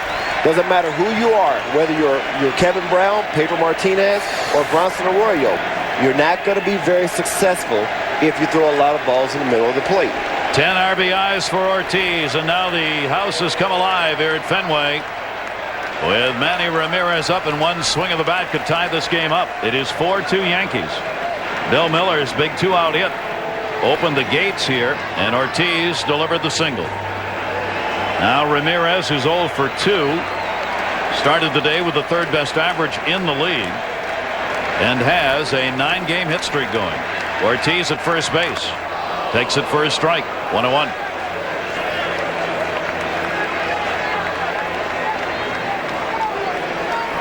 And right here you see he throws Manny a breaking ball. You see Manny's hands come forward a little bit. That's what you kind of don't want to do. You always want to keep your hands back. Ramirez down low, 2-1. But you look at Manny's mechanics, and you look at the way Manny's one of those guys, he does let the ball travel in the strike zone, probably more than anybody that I know. And sometimes, you'll see a ball get thrown by Manny because he's waited too long. Very seldom do you see Manny go out over his front foot, go out and try to attack the ball way out in front of the plate. Manny's one of the best at letting the ball get in the strike zone before he commits. Ron Jackson, the hitting coach. Outside corner strike. Brown got that one right where he wanted it and not where Ramirez wanted to have to go after it. And this is a tough pitch to handle. You're talking about a sinker that's on the outside part of the plate, knee high. You're a skinny hitter. That's a pitcher's pitch. Now, Manny would have to swing at it now because he has 2 strikes, but there's not much you can do with it other than just try to foul it off and get you another pitch. Ramirez waiting. He does just that on a check swing into the seats. And a 2-ball, 2-strike count. Keeping an at-bat alive right there. Not much to go after. And just the way Manny approached that ball makes me feel like he's not very comfortable in this at-bat. Because these are very hittable pitches that I've seen Manny hit many times. He's 3 for 9 coming into the game against Brown. That's right over the bag. No, foul ball. That was close. Larry Young, third base umpire, right on the line. And immediately called it foul. And you see right there, Kevin Brown went with the sinker inside. He had thrown Manny a couple breaking balls, thought he had him set up for something hard in, and just missed being a double down the line. Had it been fair, though, A-Rod may have been able to make a play. Off the facade here at Fenway Park, where you get some really weird plays over the years, bouncing off the stands outside of third base. That's where that ball went, but it was foul. Right there, it comes off the stands, ricochets out into shallow left field. 2-ball, 2-strike count, 2 away. Ramirez waiting. That one just missed outside. 3-2. And this is a pitch that is unhittable. This is one in which Kevin Brown starts it actually as a ball, starts it outside and tries to bring it back to the outside corner. It just never made it back. On their feet at Fenway. 3-2 delivery, runner going, hit in the air to center field. Bernie Williams going back, has room and hauls it in about 410 feet away. 1 run in on a couple of hits and 1 left on base. The Yankee lead is down. Here's Flaherty at the plate. Breaking ball is in for a strike. Bronson Arroyo has struggled, but he's still in there, and the Red Sox have put up a couple of runs against Brown. 4-2. As we go to the 6th inning, Flaherty is a single and struck out. Has an RBI. Good breaking ball down and away. Now, all Arroyo has to do now is just keep him in the ball game. Don't surrender any more runs. That's his job, is to keep the game close and hope someone in that dugout can come up with a big hit. Boy, some sliders right there that he had no trouble with. Let's check in a couple of winners here. One's Gary Miller. Gary? Gary, I'm here with Jim Calhoun, fresh from his 2nd national championship. But, Jim, you're an old hat at that. What about throwing out the first pitch at Fenway Park? How much went into it? How nervous were you out there? Very nervous. You know, I talked about my cutter, my slider, my fastball. Then I blessed myself and asked God to make sure I get it over the plate. Now we're showing it right now. You and I can't see it right now, but tell us about your form and how you felt about it. Well, the biggest thing, I went back to my basic fundamentals, and I was a pitcher in high school and for a couple of years in college, so I went back to basic form. I wanted to make sure that the lead foot, my right foot, was pointed right to the plate. That's good, sound, fundamental pitching. You know, you're not only a huge Red Sox fan, having grown up here, coached at Northeastern, but you're so old in terms of fandom. You're a Boston Braves fan. Yeah, my dad was, and then when they moved away, and Eddie Matthews had just come up, and Spawn was pitching over at the old Braves field, and you know, the day they left, he said they deserted us. Everybody in this family was a Red Sox fan. I don't want to hear the Braves name mentioned in this house. You know what other people don't, you know, it's the Patriots Day in a marathon. You ran 6 marathons? Yeah, and it was always great running by here on Beacon Street, running by Wellesley College. But when you got here to Kenmore Square and about to make that turn, I don't care how fast or how slow you're running, it was a great relief knowing that the end was in sight. But it's a great, great day for Boston. Yeah, huge day for you, and then the Bruins tonight, and Gary Thorne will be there for that. But, you know, take us back to San Antonio. One of the great things about that game, I thought, was that Ray Allen came back. Both Marshalls were there. Freeman was there. You had a lot of your old guys there. Burrell was there. Now Emeka Okafor is going to join them in the NBA. How do you feel about that? Well, both he and Ben are good enough to go, and one's going to graduate. Emeka graduates with a 3.8 in 3 weeks. He did it in 2.5 years. He was close to a genius. And Ben Gooden's only a semester away. So I'm very proud that those kids, you know, achieved so much in basketball. We're educated at the University of Connecticut, and we'll go on to join the other 8 kids we had go in the first 8 in the lottery. So I couldn't be prouder of them. And really, I don't like the rule, but time and circumstance, they can't pass on that kind of money or that kind of opportunity. It was great that all those NBA guys had a Monday night off to catch the championship there. Jim, when you think back to that, I remember talking to you on Up Close after '99, and you said the one thing you did to celebrate about 5 in the morning, you were screaming in the hotel. How about this championship? How did you celebrate? A little more subdued in many ways, but an incredible sense of satisfaction that we at UConn could hopefully start joining North Carolina, Duke, and some of the elite programs throughout the country. You know, and over the past 10 years, if you look at some of the records in the NCAA tournament, and more importantly, and most importantly, some of the kids that have played for us, you know, UConn can be said hopefully in the same breath as some of those teams. Okay, and what an athlete. He can throw, he can run a marathon, and he can win a national championship in basketball. Gary and Dave? You're looking for that starting role, that 5th position on the Red Sox. What do you think, David? Yeah, I thought that too. Pitch is taken outside by Jeter. But you know, when he was talking about his pitching, it just made me just think of you telling me about your no-hitter. Oh, don't even start. It just conjured up the same feelings that I was getting when you were talking about that the day you threw the no-hitter. Jeter has been hit by a pitch, reached on an error, and grounded out. And down to third. That is a fair ball. Bill Miller in the dirt. Gets away into the dugout. Down to second will go Jeter. And he's hurt again. I think he just hit the hand on the first baseman, McCarty, as he went by, because he's pulled up and looks like he hurt again. Well, this was a disaster waiting to happen because McCarty actually crossed over into the base path. As you can see right there, yeah. And Jeter looks like he hit his hand on Dave McCarty's shoulder. But that could have been far worse than what actually ended up happening. That right hand, he pulled that right arm into his body and didn't even go down to second immediately. So he got hit with a pitch on the left hand and just hit his right hand on McCarty. This is not a good day for Jeter. He's down at second base, so he's been on base twice by errors committed by Miller at third base. That's 3 Red Sox errors. That's going to be up the middle. Reese has got a long throw. Gets it there in time. Bernie Williams is retired. No runs, no hits, an error. Another left on. Yankees have had at least one on every inning. Baseball for brunch. A hot dog, sausage, some of those great onions. Oh, man. I'm going to have one of those after Go Sox! And you better be headed back to the room, too. I'm not going to eat it here. Relax. Your suit is safe. They have the best sandwiches outside on the little carts here at Fenway, where they make those sausages with onions, smother it with onions. What are you shaking your head for? That just sounds nasty. It's good. Yeah, if you say so. They're really good. If you say so. Look, I'll even buy you one. Well, and I'll eat 5 feet away from you. Veritek has singled and flied out. The Red Sox catcher up, 4-2 lead. Brown on the mound for the Yankees. We go to the bottom of the 6th here. 4-8-0 the Yankees. Boston 2-7-3. Kevin Brown with a heater. Way back in right field. That is drilled towards the bullpens at the wall. Goodbye. Home run. Jason Veritek.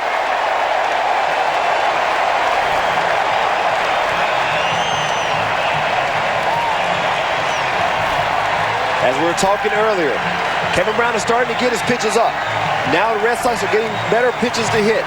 Veritek, possibly a free agent this year, is one of the guys that many around here feel he has to be signed. As you see the pitch, this pitch is actually up and right over the middle of the plate. But Veritek is the one guy that many around here feel he has to be signed. He's an all-star. Just the way he handles his pitching staff. He's a leader in the ball club, on this ball club, a leader in the clubhouse. The Red Sox have battled back. Veritek has had 2 home runs. Both have been hit left-handed for the switch-hitting catcher.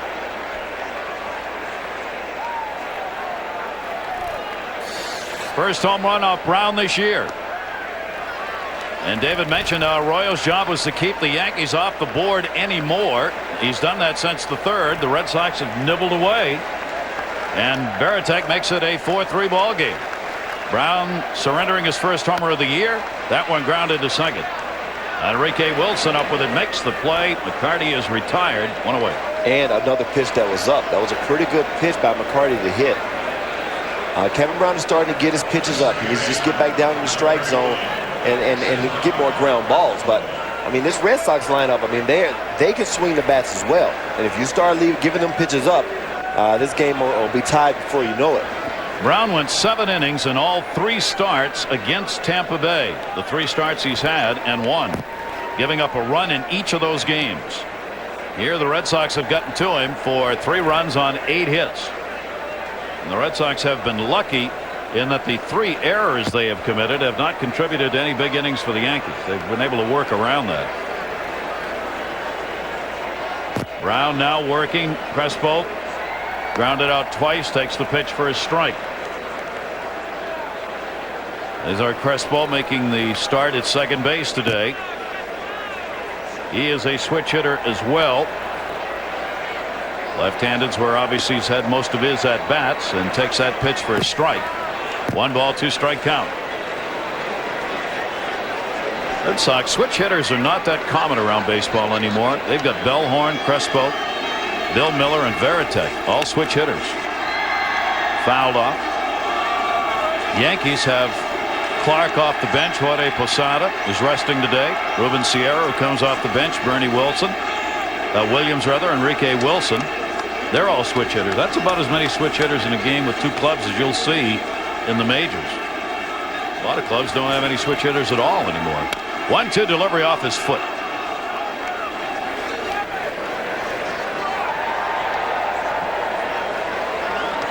Breeze is picked up here as well. It's blowing out to left field.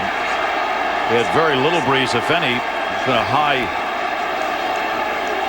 overcast that's moved in, and that has brought a breeze with it off the water. Brown with a 1 ball, 2 strike count, 1 down. Base is empty.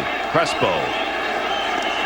And he is gone, and that is strikeout number 4 for Kevin Brown. 2 away here in the 6th.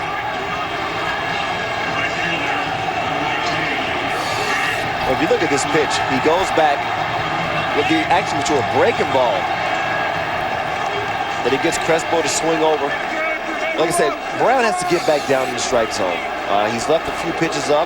Some have hurt him and some haven't. But in order for him to be successful, he has to keep the ball down as he had done earlier in the game. Gabe Kapler now with 2 down and nobody on. Kapler picking up an RBI single in the 2nd inning. 1 for 2 today. 3 for 7 in the series against the Yankees. Kapler takes the fastball in the inside corner for a strike. 28-year-old who's played with the Tigers, Rangers, Rockies, and now the Red Sox. Great to have you with us here. 11 o'clock start on this Patriot Day. Gary Thorne, David Justice, Gary Miller, and our crew on hand here in Boston for the final game of this series. With the Yankees trying to win it and even it up at 2-2. Red Sox so battled back. Yankees got 3 in the 2nd. Red Sox 1 in the bottom half, and then the Yankees made it a 4-1 lead with a run in the 3rd. Now the Red Sox have had runs in each of the last 2 innings. 1-2 delivery by Brown. Foul that one back. Do you like hitting in this ballpark? Yeah, I thought this was a great ballpark to hit in. I mean, because I used to like to hit the ball everywhere. There's just so many fly balls that in other ballparks you hit the left field that are outs that you can definitely play off this green monster for a double. That's people have made careers of that. Yeah. Wade Boggs. Mo Vaughn. I remember Mo Vaughn used to pepper that green monster, and then when he went to Anaheim, a lot of those balls that would be doubles here, or for him in some cases singles, were easy outs in Anaheim. That one is ripped into the seats. The background here used to be a problem. If you look out in center field, they've covered the seats in black. Red Sox fans used to show up in white T-shirts all summer, at least when the opposition was hitting. And you could not see the baseball in day games played here, and hard at night. Now they do not sell those seats so the hitters can see what's coming. That one fouled off again. It got to the point of where it was dangerous because hitters would stand in there against 90-mile-an-hour fastballs and couldn't see it. But it's still tough now. It will not affect the game today, but There are times in which in some of those day games, when it starts to get around 4 o'clock, 3:34, 4:30, that you have that shadow between the pitcher and the hitter. And the pitcher's standing in the sun, and you're standing in the shadow, and it poses problems as well sometimes. Don't have to worry about that with 11 o'clock games, huh? No. Brown just jammed him unmercifully for 3 pitches. Jeter makes the play. Kapler is retired. The home run by Veritek, and we've got a 1-run ball game. Here in this Patriots day, 4-8-0 Yankees, 3-8-3 Boston. Bronson Arroyo, the 2 starters. Kevin Brown still working. Rodriguez 0 for 3, 0 for 15 now, as he will lead it off 7th inning. Another slider down and away. And he's just not comfortable, as you can see on that swing.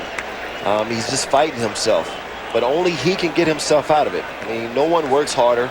It's just a mental thing for him right now. 28-year-old 2-time Gold Glove winner at shortstop, 308 career average, and the further outside it goes, the longer he leans. And see, that's my point. When a guy struggles, he swings at pitches off the plate. No one can hit that pitch. But see, the reason why is he's not letting the ball. First of all, he's not picking it up because he's probably thinking about so many things. When you're hitting well, you don't think about anything. You just focus on the ball. And see, as you see right there, those pitches he would never swing at when he's swinging the bat. I mean, when he's swinging the bat well. And he's got an 0 for 4 and 2 strikeouts, and the marathon continuing. The women are at the 17-mile mark. The men are at the 14-mile mark of the Boston Marathon.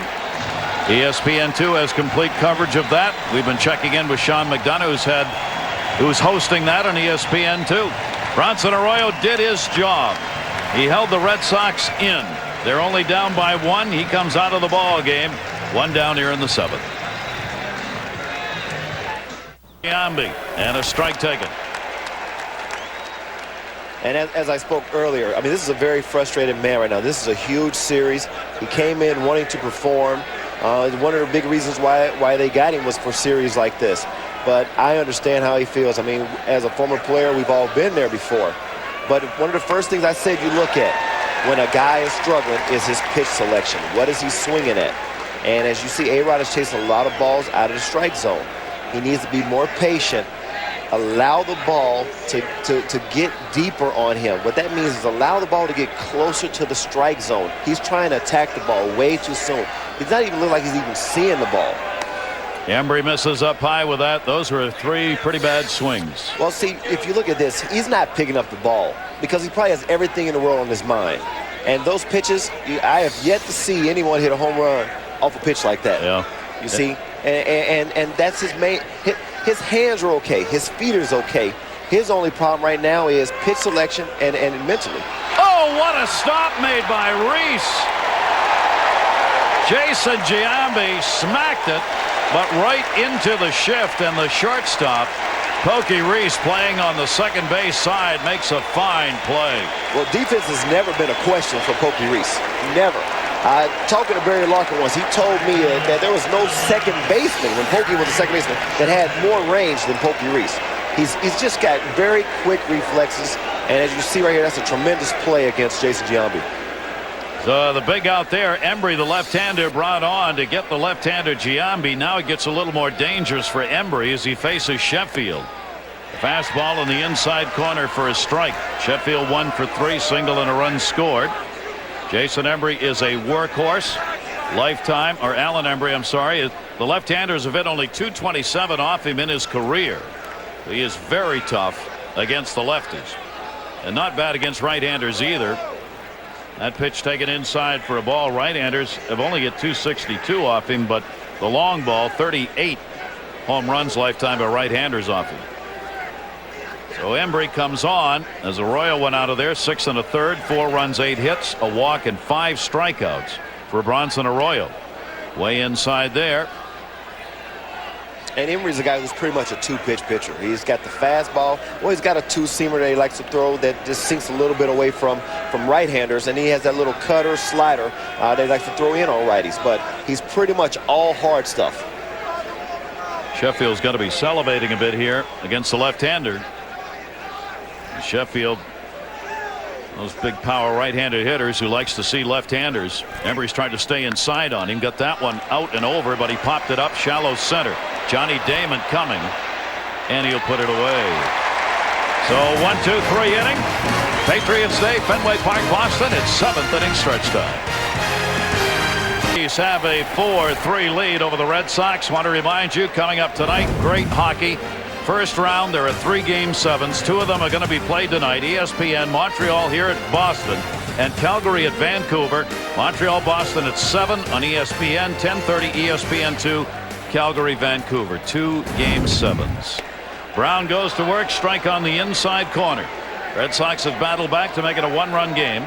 Pokey Reese leading it off, to be followed by Damon and Bill Miller. His single came in the 2nd inning. So he got out of the 0-for. He's now 1 for 15 lifetime off Kevin Brown. And a typical Red Sox Yankees game. 1 run. That one grounded to the hole. Base hit. High chopper with Rodriguez drawn in. Pokey Reese a big turn. Matsui will get it in, and the Red Sox potential tying run is on. And see, that's what speed does for you.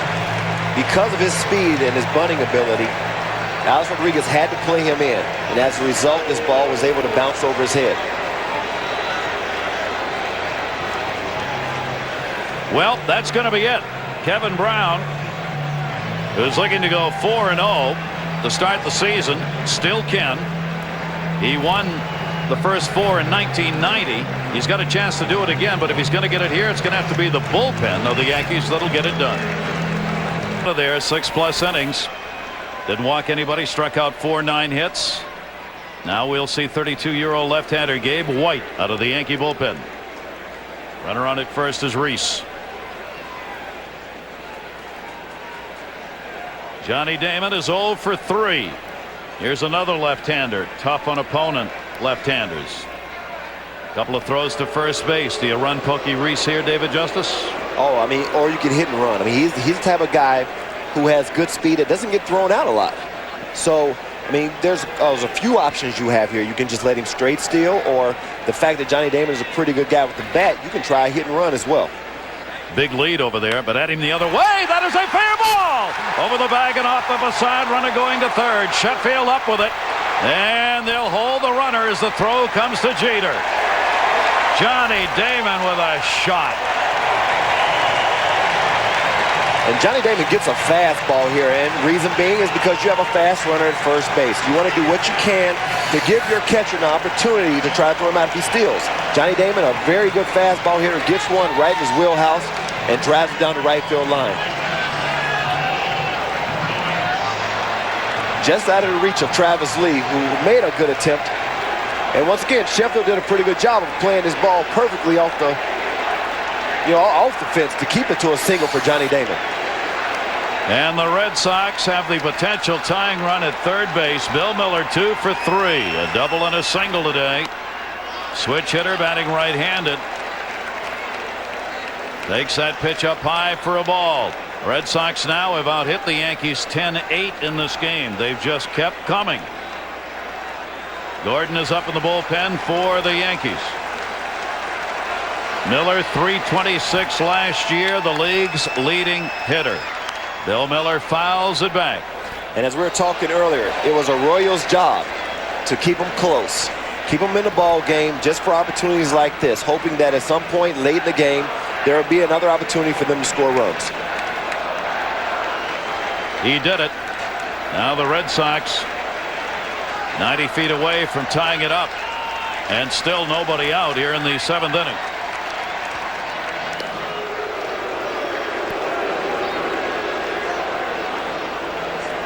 Gabe White is the guy. I mean, he's basically taken over, and this is his time of the game to keep the lead. And this is what is going to be his role throughout the whole season.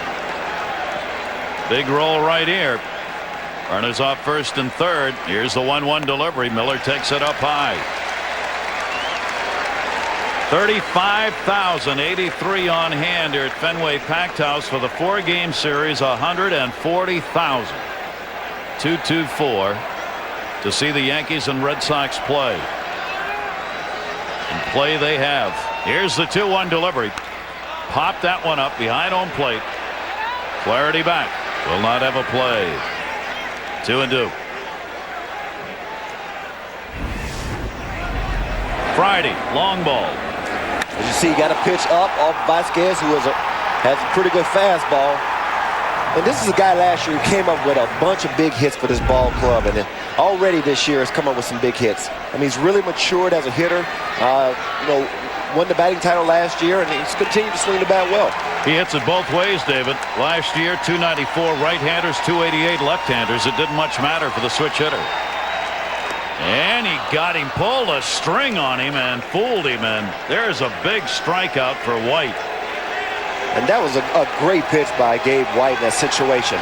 He had pretty much went all hard on all the other pitches. Now he went with the breaking ball inside, low, and swings right over it. As you can see, he's upset. Wasn't able to get the run in. But, the job's not over yet. You still got a pretty good hitter in David Ortiz. Pitcher's pitch right there. Still only one down. Now White wants that ground ball for the double play. Yankees play a double play depth. Pokey Reese off third base. Johnny Damon off first. Ortiz 2 for 3 and an RBI. Fouls that one. Home plate umpire Angel Hernandez hit for the second time. Once on the mask, once on the arm. He gets a little tap from Flaherty, the Yankee catcher. Oh. And there's no cushion there. Skin and bone. 0-1 count. Ortiz last year against left-handers hit a career 251 average against lefties. Only 216 last year. Swung on and missed. So Joe Torre's got the left-hander in, looking at that lineup, seeing Ortiz, the designated hitter. Got the right-hander ready to go if they probably go to Ramirez. You're not going to have the left-hander out there, I don't think, if Ramirez gets up. One down, first and third. Yankees lead by 1.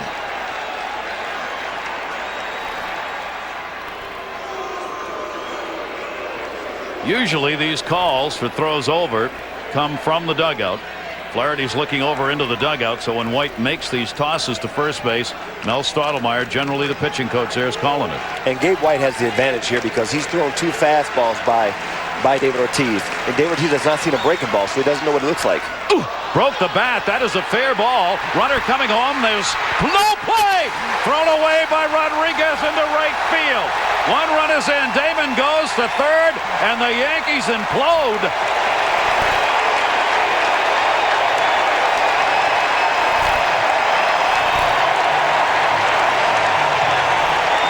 David, why would he even look at second base? Well, because he still thought possibly he had a chance for a double play. I mean, David Ortiz is not fleet of foot, so therefore, and he didn't get out of, if you watch, David Ortiz did not get out of the batter's box real quick. I mean, this particular thing made him stay there. So he stayed there. So now A-Rod thinks, I got a chance for a double play still because he's not a fast runner. But Enrique Wilson didn't get there in time. He was kind of watching the play, maybe thinking that A-Rod was going to go to first base, so he didn't break towards second base. So now A-Rod's holding the ball, trying to time Enrique Wilson going to second base, and just mistimed it. Error charge to Alex Rodriguez. Can there be a worse start for Rodriguez in a season? 0 for 16 at the plate. Commits the first error of the season as a Yankee. Now the Red Sox have tied the game at 4-4. There are runners at first and third. Tom Gordon, 36-year-old right-hander against Manny Ramirez. And Ramirez to short. Jeter, Wilson, and they turn the double play. And a big double play. The Red Sox in the 7th inning get a run, a couple of 3 hits, and an error, and it's tied. Being non-decision. He is charged with the 4 runs all earned on 9 hits over 6+. Gordon came on to get a big double play ball off the bat of Manny Ramirez, and here we are. 8th inning, 4-4. On the mound, the left-hander, Embry. He will work to Matsui. Lee and Flaherty do up. Everybody backs up infield and outfield. Matsui has been on all 3 times. Single, double, and a walk, and a run scored. Mike Timlin getting ready in the bullpen. And the right-handers come up in this lineup for the Yankees. 29-year-old Matsui hitting .250 so far on the season. Strike two.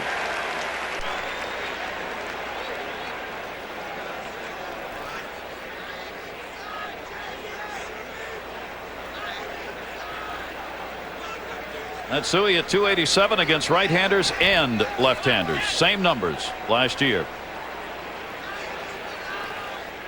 Embry with the 0-2 delivery to him. Ooh! Up the middle and a base hit. And I do mean up the middle. Lead-off man on in the 8th inning. Let's check in with Gary Miller again. Gary? Gary, I'm out here in center field by the flagpole and warming up now with Mike Timlin with Flaherty on deck. Now his mind is elsewhere today. His wife Dawn is about 7 miles in to the Boston Marathon. She's only completed one marathon. That was 4 years ago.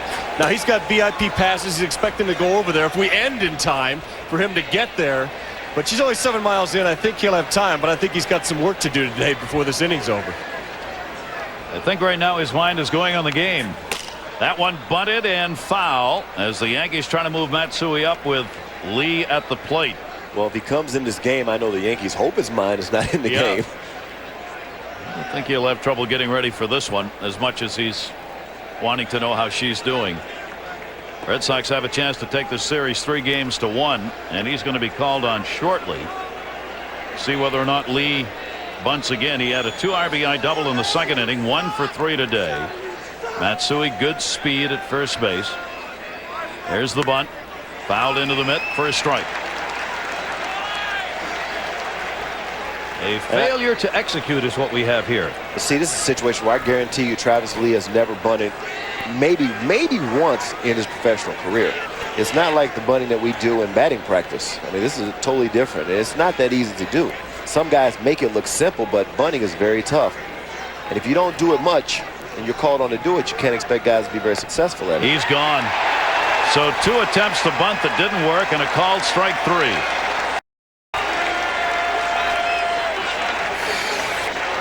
One down.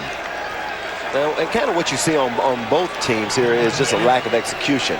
Right here, they're calling for a bunt. That pitch is right on the knees, on the outside corner, a pitcher's pitch. Nothing really he could do with it except try to hit a foul ball. Now Jorge Posada has been announced as the pinch hitter. Terry Francona sent Veritek out for the announcement to be made. And we'll get a pitching change here with Posada coming to the plate. So the wheels are turning here at Fenway Park. His wife's running the marathon. Timlin's going to pitch. There is Dawn Timlin warming up for the marathon that she is now running. She is at about the 9-mile mark when her husband comes out of the bullpen to pitch for the Red Sox against the Yankees. Now that's a hard-working couple. There'll be a lot of rest in that house tonight. I know that. Yeah, but Timlin, I mean, basically he's a guy very similar to Kevin Brown in that he's a sinker slider guy. He's called on here. He's going to try to get Posada to swing at one of his sinkers out over the plate and for a double play. We know why he's pitching. Why is his wife Dawn running in the marathon? I had run a marathon 4 years ago and thought I would never do another one. But we started working with the Angel Fund. It's a group up here. Mike's mom passed away 2 years ago from ALS. And we got involved with the Angel Fund, and their president has run the race, I think, 18 times. And I said, oh, well, if Mike signs with Boston next year, count me in. So the day after he signed with Boston, I checked my emails, and do you have out your running shoes? Oh, they remembered. Oh, they remembered. And they called her on it. All right, let's see what Mike Timlin can do here. There's one away. Runner on at first base is Matsui at a single. Jorge Posada's the pinch hitter, switch hitter. Goes to the left side, takes a strike. The regular starter for the Yankees behind the plate, coming off the bench. And that's exactly the way that Timlin's going to work him. He's going to try to get him to roll over, try to hit something that he can get a double play out of. Posada's been their hottest hitter. 5 home runs, 12 RBIs. Hitting at .263. Maybe not for average, but for production, he's been number 1. Jorge Posada takes that pitch down and away. A 1-ball, 1-strike count. A great Patriots Day game underway here between these two clubs in a series in which the Red Sox won the first two 6-2 and 5-2 and lost yesterday 7-3. Now we've got a 4-4 game in the top of the 8th inning. Matsui having led this off with a single. Jorge Posada waiting, and Timlin's ahead 1-2. Posada's 3 for 8 lifetime with a home run off Timlin. The Red Sox wanted him on this side of the plate for this at bat. 267 right-handed, 261 left-handed early on the year.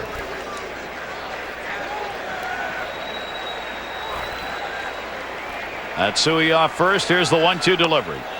Would not chase up high. 2-2. And see, basically that pitch is just to change his eye level. You don't want a guy just to keep his eyes in one particular area. They'll hammer you. You talk to most pitchers, they'll tell you, you move the ball around the strike zone and change the guy's eye level. Now, if he wants to go back down and away, which I think would be the best pitch, because what you want to do here is try to get you a ground ball and get you out of the inning. 1 away. Matsui not running at first. Got him.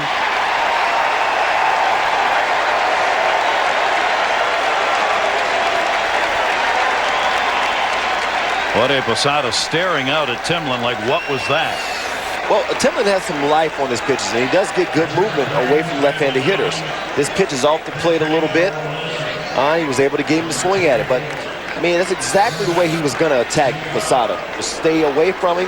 Hopefully get him to ground one of those sinkers into the ground and get a double play, but hey, that's the next best thing is a strikeout. But he's going to do the same thing with Ruben Sierra here. Another pinch hitter for the Yankees as Enrique Wilson will come out of the game. And Ruben Sierra, the veteran, comes on. Another switch hitter. Sierra will be coming off the bench. Pinch hitting. He's 1 for 2 as a pinch hitter so far this year. Matsui still at first base. Timlin's pitch is down low for a ball. Sierra 4 for 13 in his career off Timlin. 2 home runs, career pinch hitting.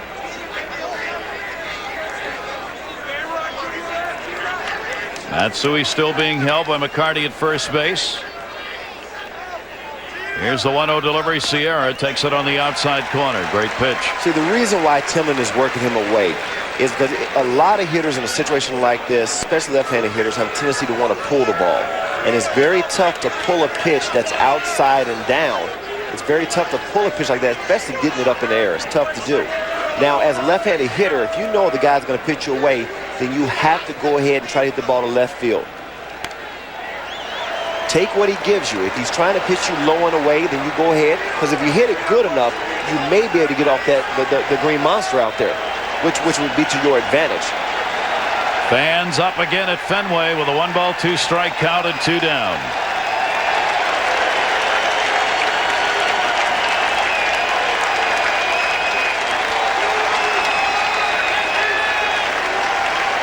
Veritek gets the sign and gives it. And Sierra steps out. And you know, in a situation like this, when you see a hitter step out, he doesn't have his mind right. He's running through his mind, what are all the possible pitches that I may see right here? He needed a little extra time. Sierra can hit the long ball. He is 6th all-time among Major League switch hitters in home runs with 285. Mickey Mantle, the all-time leader, 536. Timlin gives up home runs.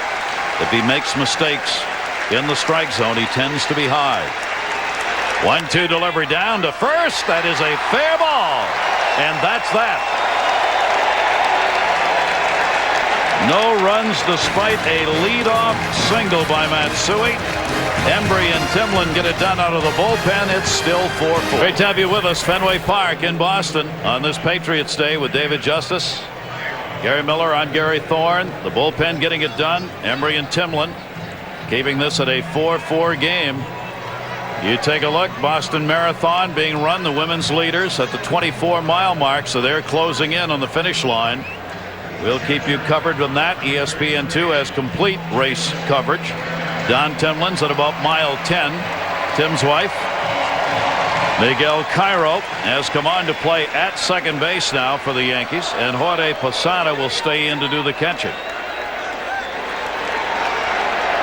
Red Sox have battled back. Former Red Sox pitcher Tom Gordon, now with the Yankees, is on the mound, and the pitch is taken down low. Jason Varitek, he has already homered once, 6th inning, and singled and scored. 2 for 3 day for the Red Sox catcher.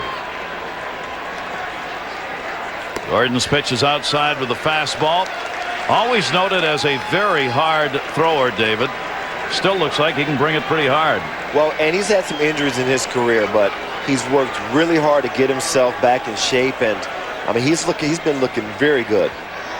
He gets that one in for a strike at the knees that Varitek wasn't sure of. 36 years old now. David and I were both saying, looked at one another and went, how can he be 36? Seems like he just came into the league. He's been around a while now. Way inside, Varitek, who crowds it a little bit, is 3-1. Varitek just wants on here. Get that potential go-ahead run on to start the inning. Ooh. Not going to hit that one either. Oh, that was a pretty good pitch. Threw him another cutter in off the plate just a little bit. 3-ball, 2-strike count now, and Varitek. Same thing, same result. Gets a strikeout. What this is a cutter that Tom Gordon has tight break on. He starts at middle in and it breaks in off the plate, as you can see right there, and he actually threw him 2 in a row. Pretty good pitches right on the inside corner, if not in just a hair, but too close to take. Boy, those will saw you bad off if you do hit it. Good pitches by Gordon. Here's McCarty. He's gone 0 for 3, 2 strikeouts in the game, and he starts him out with a breaking ball down and away. Hard slider, 0-1.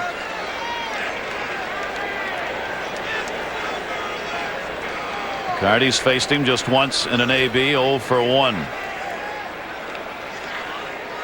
4-4 ball game in the bottom of the 8th inning. Ouch. It has been a hard day behind the plate.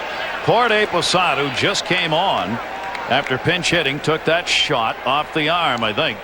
And that's right. That's one of those kind where you got to go talk about it now. Let's go out here and hang out around the mound for a little bit. Try to shake this off. Ooh, that's right off. Looks like off the shoulder collarbone area. I had a nice day. I was sitting on the bench. I wasn't bothering anybody. It was a day off. It's an early game. And now this. And seriously, as a hitter, I mean, as a player, when you have an off day, I mean, that is kind of what you think. Why like, me? Can I sit over here for 9 innings comfortably? Just watch this. Can we have a big enough lead? When you got an off day, you want a 9-0 lead where you're winning. If it was cloudy enough, that would make rain. Matsui has trouble, and it falls in. And down to second base, McCarty goes.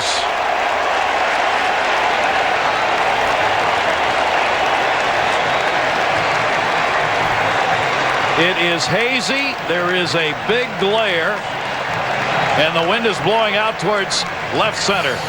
And you know, you see this pitch, it's right over the middle of the plate, but this is a high fly ball to left field. As you see, McCarty thought he missed it, but you could tell already that Matsui's in trouble. And either it was the sun, maybe that threw him off, maybe peeking through the sky. As you say, it's hazy out here, but maybe it peeked through. But definitely a ball that was misplayed. That is a double for McCarty with 1 down. The Red Sox have the potential go ahead at second base. Crespo at the plate. Cesar Crespo is 0 for 3. So the Red Sox can take advantage of a huge break. Matsui lost it. And credited with the double is McCarty with his first hit of the day. That's why you run them all out, kids. Absolutely. And, you know, the Red Sox have had opportunities to score. You look at the 7th inning when Manny Ramirez hit into the double play. That was an inning in which they could have really blown this game wide open. Here's another opportunity, although it'll take a base hit to score the run. But they're getting opportunities to score runs. They've left 6 on, 4 of those in scoring position today. The Yankees have had somebody on in every inning except the 7th, and they've left somebody on in all of those 6 out of 7. 0-2 delivery on the way by Gordon. Foul back late on a fastball. Crespo. And a 2-strike count. And I was kind of surprised Gordon didn't go back with that slider inside that he struck out Veritek on. It's a pitch that Crespo swung at earlier in this at bat that he swung right over. So wouldn't be surprised if he goes back to it. 0-2 delivery on the way. That one is second base. Hit hard. Runner will move up.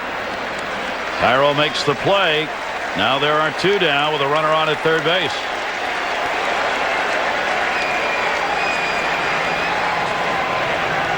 Looking for that big 2-out hit. The lead runners are closing in now, coming from Newton into Kenmore Square, which is very close to the finish line on Boylston Street. Kenmore Square is just 1 block away from the ballpark. These are the lady leaders who started about a half hour earlier than the full pack today. Pitch is taken for a strike on the inside corner. So we will have finishers very shortly in the 108th Boston Marathon. They have passed Heartbreak Hill in Newton. ESPN2 has coverage of the Boston Marathon live. That one is going to be a base hit, and the Red Sox take the lead. McCarty scores. Gabe Kapler the hit. Gabe Kapler has been known as a fastball hitter since he came into the league. The only problem he's had has been on breaking pitches. As you saw, the first pitch to him by Tom Gordon was a breaking pitch. Tom Gordon thought he could throw him a fastball. He leaves it up and basically pitched to Kapler's strength. Gets a fastball up over the plate.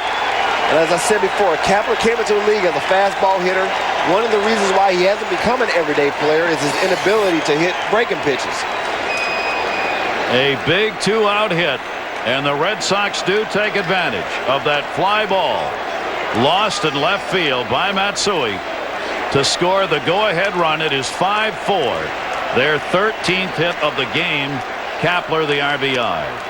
Gordon's fastball is in for a strike. Pokey Reese, he had a big single in the 7th inning and came around to score what was the tying run. Reese with a 2-for-3 day. And as so often happens, a guy who's not scheduled to play has a big day. Reese was not in the lineup until Bellhorn came to the ballpark and could not play. And Reese put in a revised lineup and ends up right now 2-for-3 in the tying run.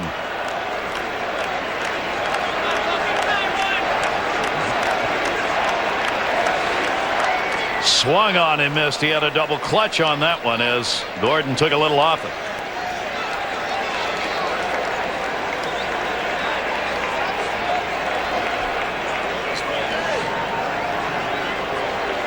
Bellhorn came to the ballpark today with a sore elbow, so rather than chance it, Terry Francona took him out of the lineup.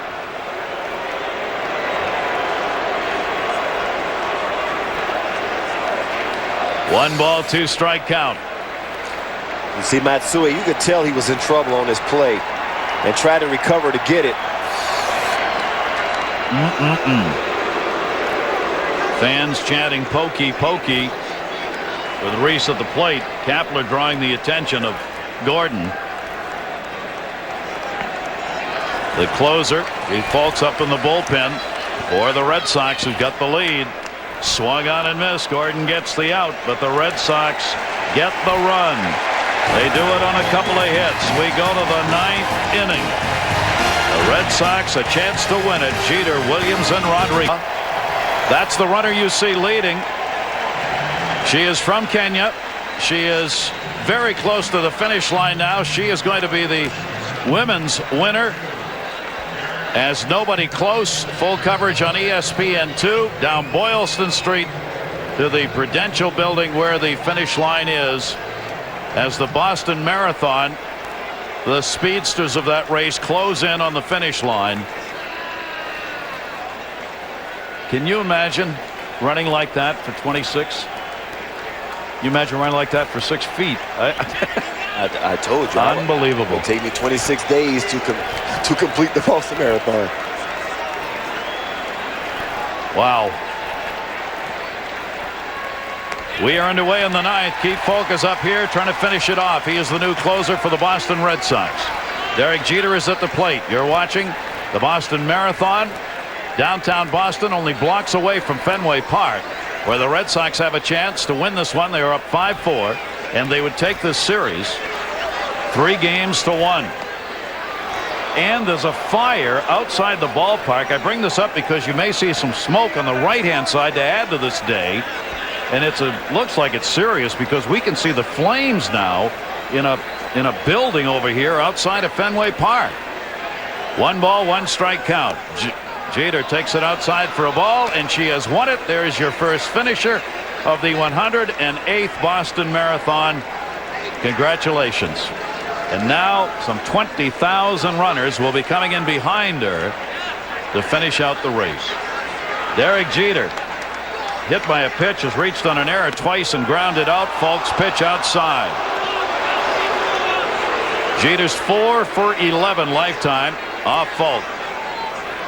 How good is he as a closer, David? Oh, Keith Falk is as good as they come these days. Here's a guy who throws fastballs inside and outside. I think his best pitch is his changeup, and he has that slider. But he comes right at you. He doesn't walk a lot of guys. Jeter fouls it off. That's not that close to the park. It looks closer than it really is, but the smoke has been so dense, it's enough to have come in over the right field wall. Hey, is there anything else to cover Gary, today? I know you feel a lot better right now because you look scared to death. I'm glad they just told you that fire is far away. All right, I'm going to stay now. 3-2 delivery to Derek Jeter. He's gone.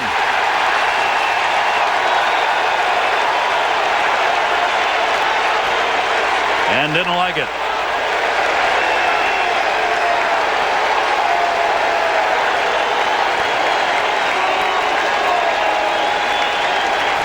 Well, if you look at this pitch, it's a pitch that's been called all day long. It was a pitch that was over the outside part of the plate. This pitch has been called all day long. It's over the outside part of the plate, and I mean, if it's at the knees, it's at the very lower part of those kneecaps. I can understand Derek Jeter not being happy with that call. But I'm sure every pitcher in the league wants that pitch. 1 away here in the 9th inning. Jeter out of there on the strikeout. Arroyo had 5 strikeouts, the starter. Embry got 1, Timlin 1, and now Falk has picked up a strikeout in the first batter he faces. Bernie Williams has singled, 1 for 4 today. Hit in the air to left field. That's towards the wall. Manny Ramirez back and makes the catch. Great play by Manny Ramirez, especially when you're going back to that green monster. Sometimes you don't know if you should pull up and play it off the wall, but he made it a very aggressive play and made contact with the wall as soon as he caught it. And these people are excited about it. As you can see right here, you can feel the wall. And as soon as he catches it, he bangs into the wall, which, as you can see, is no cushion on this wall. He looked as surprised as we were. There are 2 down. And wouldn't you know it, 9th inning, Boston leads by 1. Here is A-Rod, who has gone 0 for 4 today, 0 for 16 in the series, with 2 away and a strike on the outside corner. Baseball is great theater, is it not? And these fans are on their feet. They want this out bigger than any other out. Falk looking for his 3rd save. A-Rod's 3 for 20 off the Red Sox closer. Hit in the air to left field, and he's out of the over. Manny Ramirez up. It is a single for Rodriguez with 2 down in the 9th. Well, he finally allowed a pitch. He finally waited and allowed a pitch to get into the strike zone. As you can see, everything was there. He was very balanced. He gets the extension. He's not reaching way out in front of him. He let this ball travel closer to him, closer to the strike zone. Fenway Park, fans standing. Giambi takes a strike on the outside corner.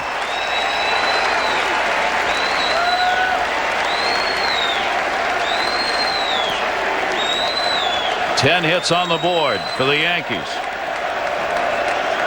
Rodriguez at first base. Fault with 2 down to Giambi.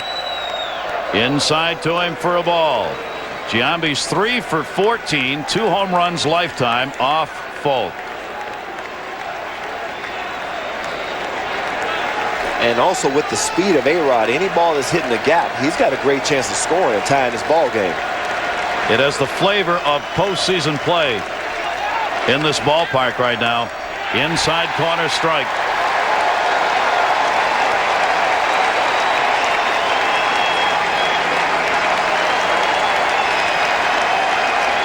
The fans have chanted Belko, Belko regarding the steroid investigation throughout this series.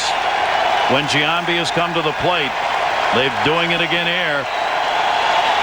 1 ball, 2 strike delivery. Strike called. Got him. It's over.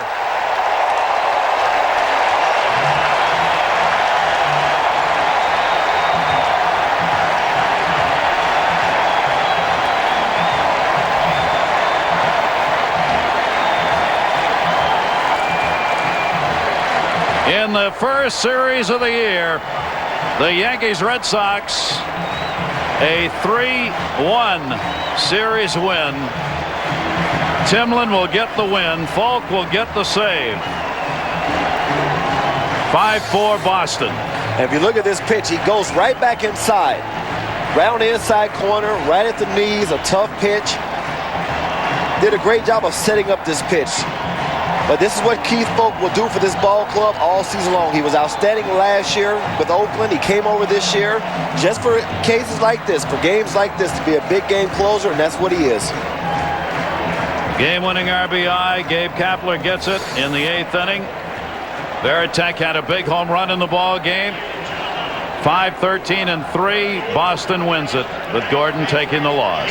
That's our final here. For Gary Miller, Dave Justice, and all of our crew, I'm Gary Thorne. Thanks for being with us on this great day in Boston. Coming up next, NFL Winner Take All. We remind you tonight, ESPN, more from Boston. I'll be at the Garden with our crew to bring you Game 7. The Canadiens taking on the Boston Bruins. The Boston Marathon continues. ESPN2 is covering that. On this Patriots Day, I'm Gary Thorne. Thanks for being with us. So long.